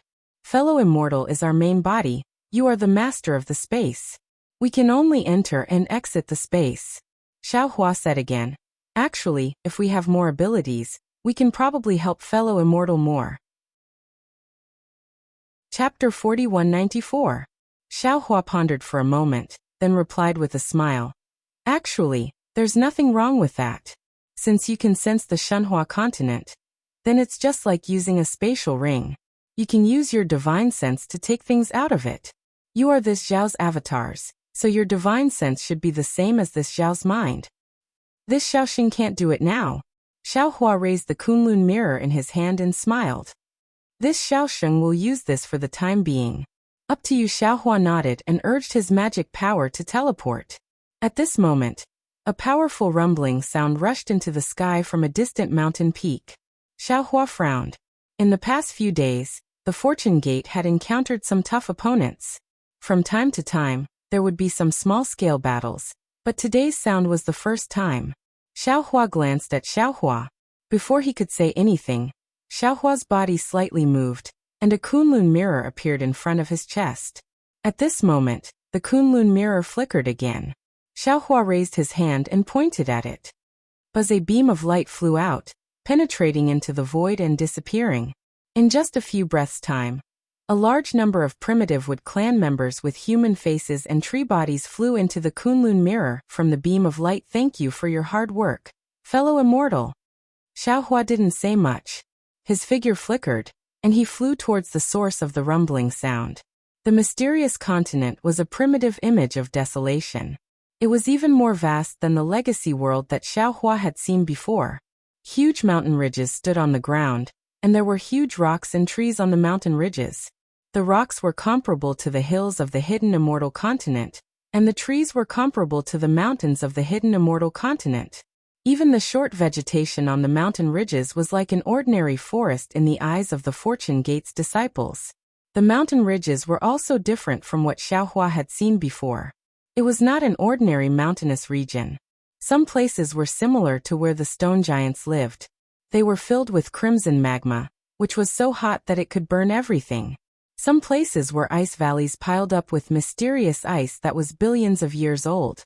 They were jade green and cold to the point that they could freeze everything. There were even many places that were filled with jade talismans that were condensed from gold chi. These jade talismans were like flowers that covered the earth. They looked very dazzling, but if an ordinary person were to come into contact with this gold chi, their entire body would be pierced into mud. Xiaohua's figure flew over this huge mountain range, just like a bird flying by. He didn't attract anyone's attention. Xiaohua's gaze swept over this mountain range, and he laughed in his heart. The Fortune Gate disciples carried out Huang Xiaolong's orders to the letter. Wherever they went, not to mention the magma, there were giant trees that were as hard as iron, ice that was hundreds of millions of years old, rare metal chi, wood chi, and even the unknown refining materials on the mountain peaks, as well as the unknown spiritual herbs on the mountain ridges. Anything that could be used was taken away by them. Of course, the Fortune Gate disciples did not drain the pond to fish and burn the forest to hunt. They took 80% of everything and left only 20%. This made Xiaohua feel even more gratified. Gee! Suddenly, a faint and clear sound rang out. High up in the sky, a biting cold wind blew over. It was as if the sharp chi of a flying sword had pierced straight towards Xiaohua's head. Xiaohua raised his eyebrows and looked up. He saw a several hundred zhang large bird flapping its 4 wings. The bird's beak was more than 10 zhang long, and it flickered with a purple-green halo. The killing intent in the halo was sharper than a flying sword. Xiaohua understood that there were not many bird beasts on this mainland, but if there were, they would be extremely fierce existences. The Fortune Gate disciples had encountered this big bird before. Its strength was outstanding. More than 10 spirit-severing stage Fortune Gate disciples besieged it, but they were unable to defeat it. It was not that spirit-severing stage cultivators were not strong enough. It was just that this huge bird was a primordial beast. Every inch of the bird's body and every single feather was soaked in primordial aura. It was even harder than any magic tool. How could a human cultivator's magic tool break through it? Moreover, when the big bird flapped its 4 wings, there were strong astral winds that were comparable to the earth, fire, wind, and lightning. How could the Fortune Gate's disciples resist? In the end, hundreds of Fortune Gate disciples formed a sword array and sent out sword lights to cut off several of the big bird's feathers. Only then did the big bird scare off. But no one had expected that this big bird would hold a grudge. After several days, it actually waited for Xiaohua to be alone before suddenly attacking. Xiaohua looked at the big bird and already knew what it was. He sneered, and his divine sense slammed down on the big bird's head like a hammer. Caw! The big bird saw the formless divine sense descending like a mountain. It didn't know what was going on, but it was greatly alarmed. Its entire attack immediately became chaotic. 2 of its 4 wings hastily flapped horizontally, wanting to change direction. It was also at this moment. Boom! Xiaohua's divine sense hammer smashed into the back of the big bird. Kung kung kung. A burst of metallic sound rang out. Sparks flew from the back of the big bird. At this time, Xiaohua slapped his head again. When three-colored true qi surged out, and it turned into a huge hand that grabbed at the big bird.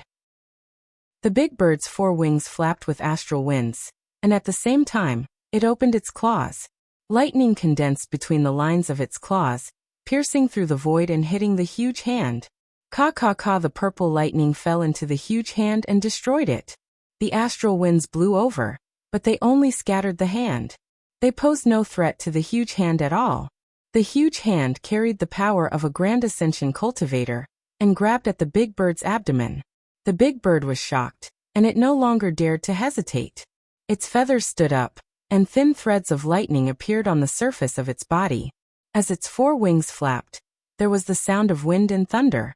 Ripples began to appear in the space around it, and the big bird used an ability similar to the lightning escape technique. It crashed into the void, and its entire body quickly disappeared. Puff just a few breaths before the big bird disappeared. Xiaohua's huge hand caught it.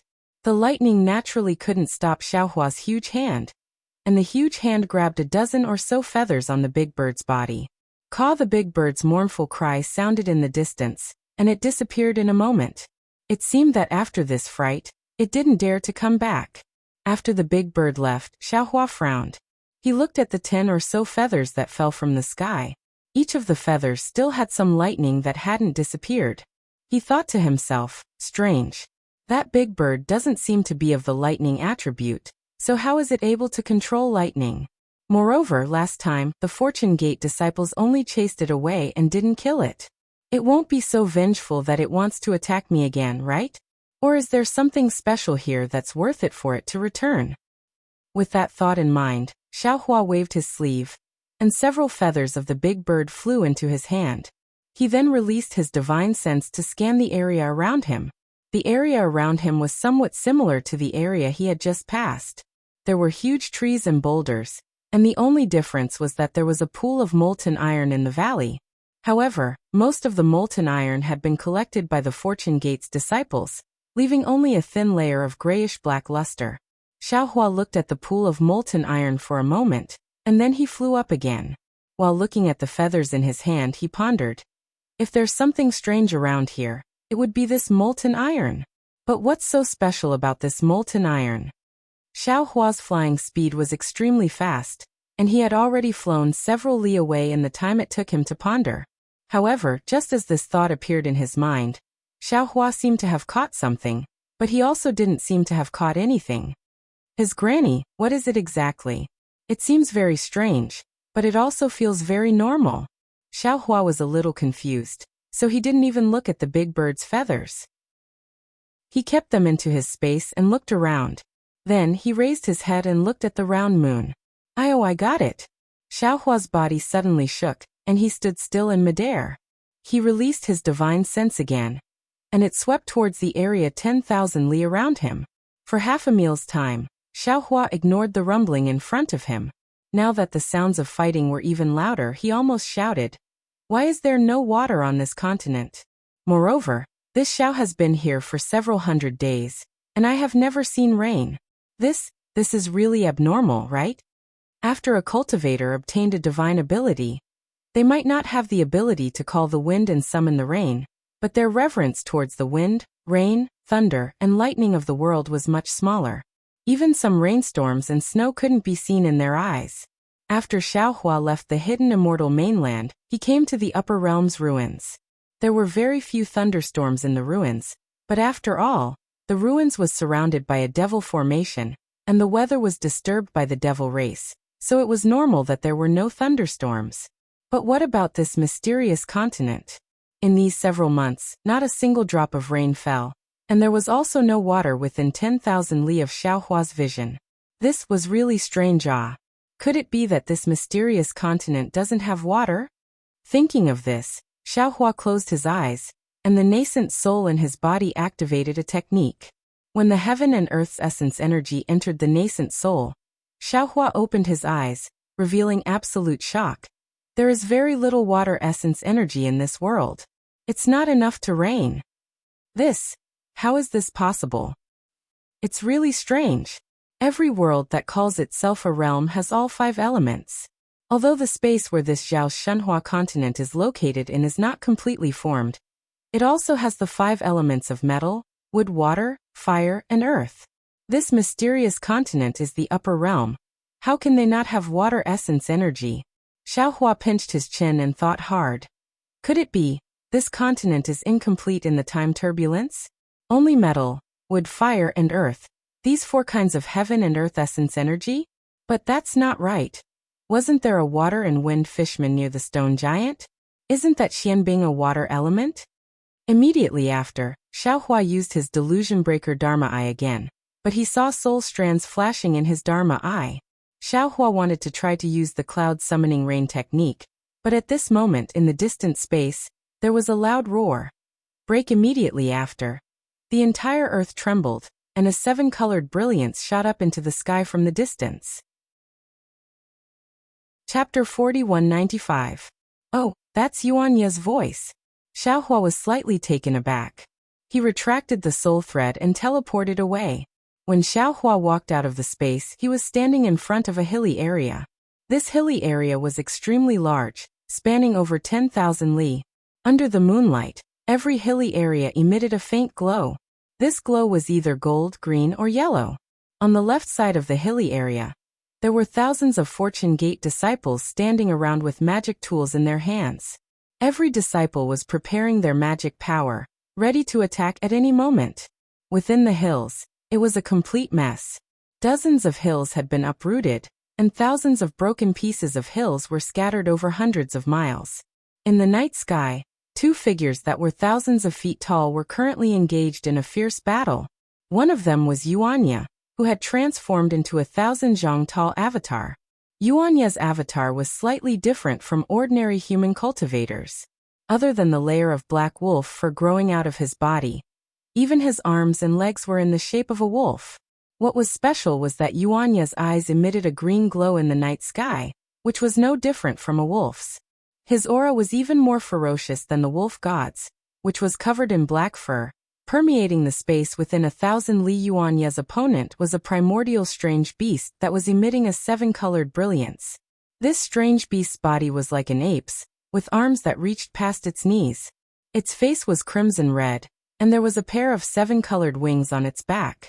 These wings were somewhat similar to a peacock's, and when they flapped, not only did they emit multicolored light, but there were also strange light thorns that pierced through space. Roar! Yuanya roared again, sounding like a wolf's howl. The force of the moon and the stars fell from the sky, and Yuanya's avatar expanded once again. A huge fist streaked across the sky, smashing into the strange beast's chest like a meteor. The strange beast hissed as if it was cheering for itself, but its voice was several times louder than Yuanya's.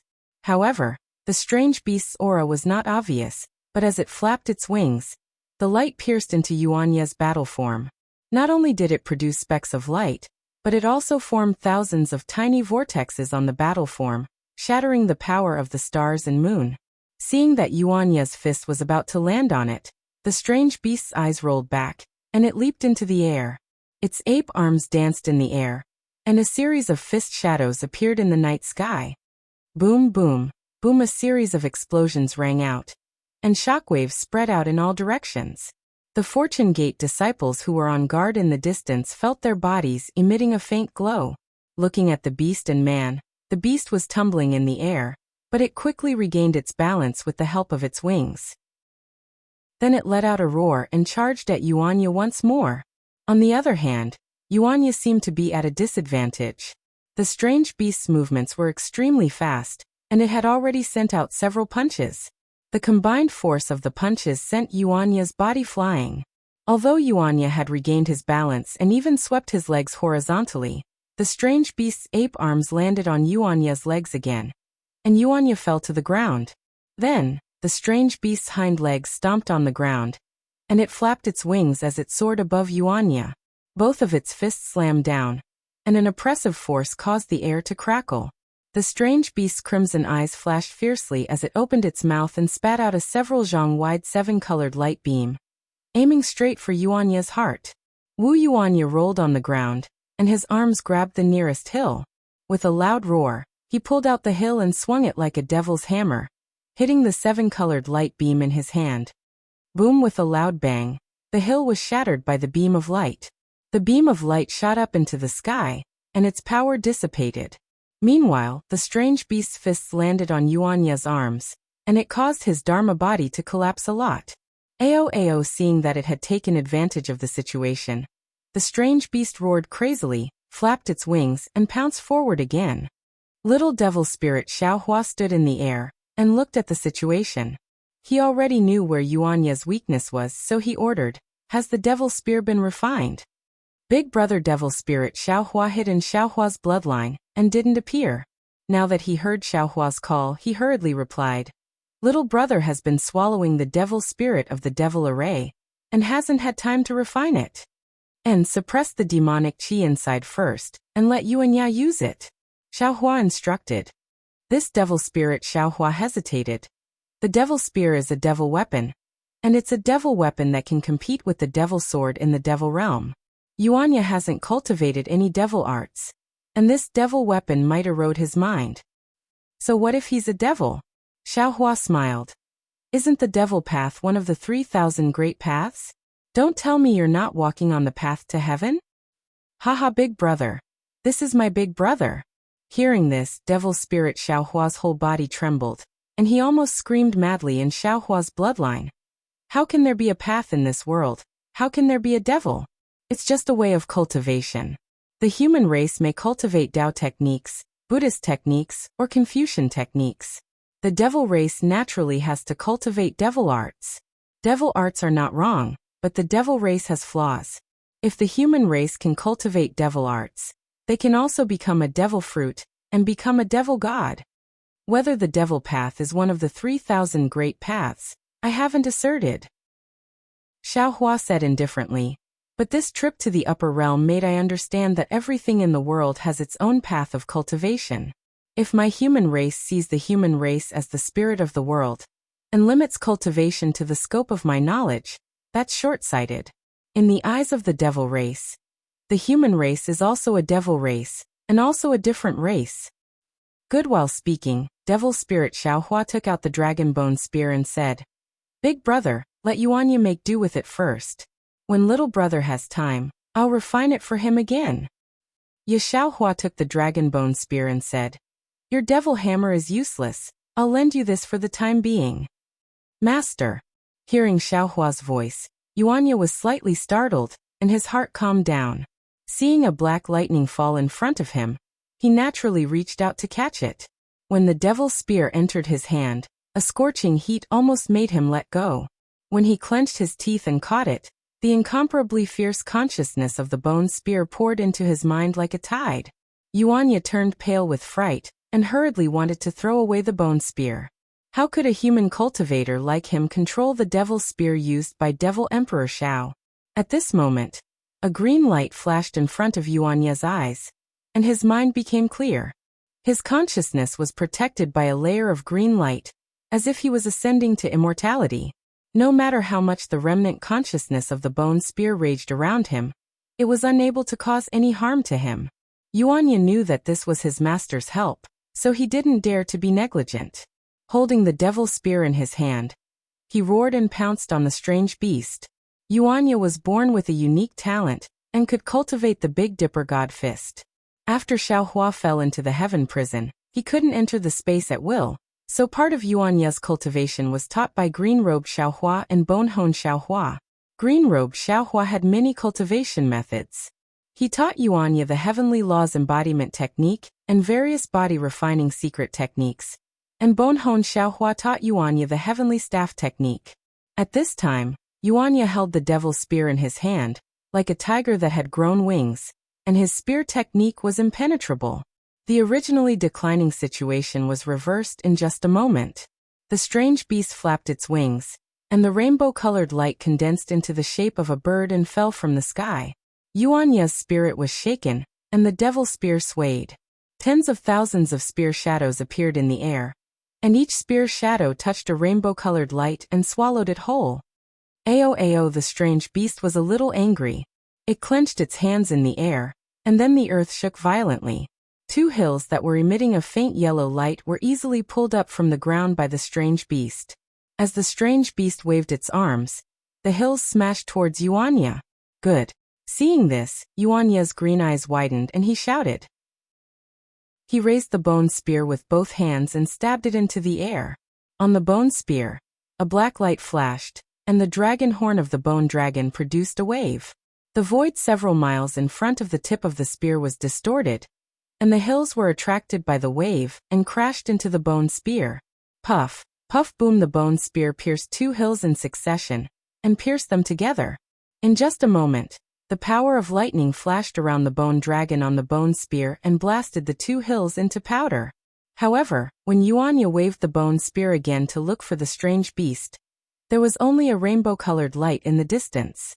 Master Yuanya withdrew his avatar and respectfully raised the devil's spear in front of his head, saying, "This disciple likes this spear very much, please bestow it to this disciple." This was Yuanya. He was really straightforward. Xiaohua smiled and waved his hand. He put away the demonic spear and said, "Raise your cultivation a bit more and carefully comprehend the consciousness that attacked your mind. When you can control it, it will be the day Master bestows you with the bone spear." Yes, this disciple understands. Although the devil's spear was put away by Xiaohua, the traces of the majestic consciousness were still there. Yuanya did not dare to be negligent. He hastily sat down cross-legged to comprehend the weakness of the consciousness. Martial ancestor, the group of Fortune Gates disciples bowed respectfully. "And all of you rise." Xiaohua smiled and said to the group of disciples, "Send a few disciples to look after your martial uncle, while the rest of you go and collect the light from the hills. This thing drifts away from the edge of the five elements, and it does not exist on Shenhua continent." "Yes, martial ancestor understands." A quick-witted disciple hurriedly said. This disciple and the others saw that this thing was very good, so we wanted to collect some to refine it, but we did not have a suitable magic tool, and the other senior brothers were not nearby, so we could only use magic to extract it, and in the end, we even alarmed the strange beast. If it weren't for martial uncle, I'm afraid we would have perished here. There were too many Fortune Gates disciples nowadays, and Xiaohua did not know who these disciples were, but since they were Fortune Gates disciples, Xiaohua would not treat them lightly. Hearing this disciple's words, Xiaohua smiled faintly. His Taoist robe fluttered, and the universe in the sleeve technique was executed. A giant hand appeared and covered the hills within several hundred li. Wherever the magic power went, strands of crystal light were pulled out from the ground. In just a short moment, all the hills dimmed, and the 70% of the light strands in the air condensed into a big ball of light. You're tuning in to the Li Mei's Wuxia Whispers YouTube channel. We're so grateful for your support, and don't forget to subscribe to join us on this incredible journey through captivating stories. Your generosity through donations truly makes a world of difference, as it's the primary source of revenue that allows me to expand and enhance this channel for you. Thank you from the bottom of my heart for being a part of this adventure.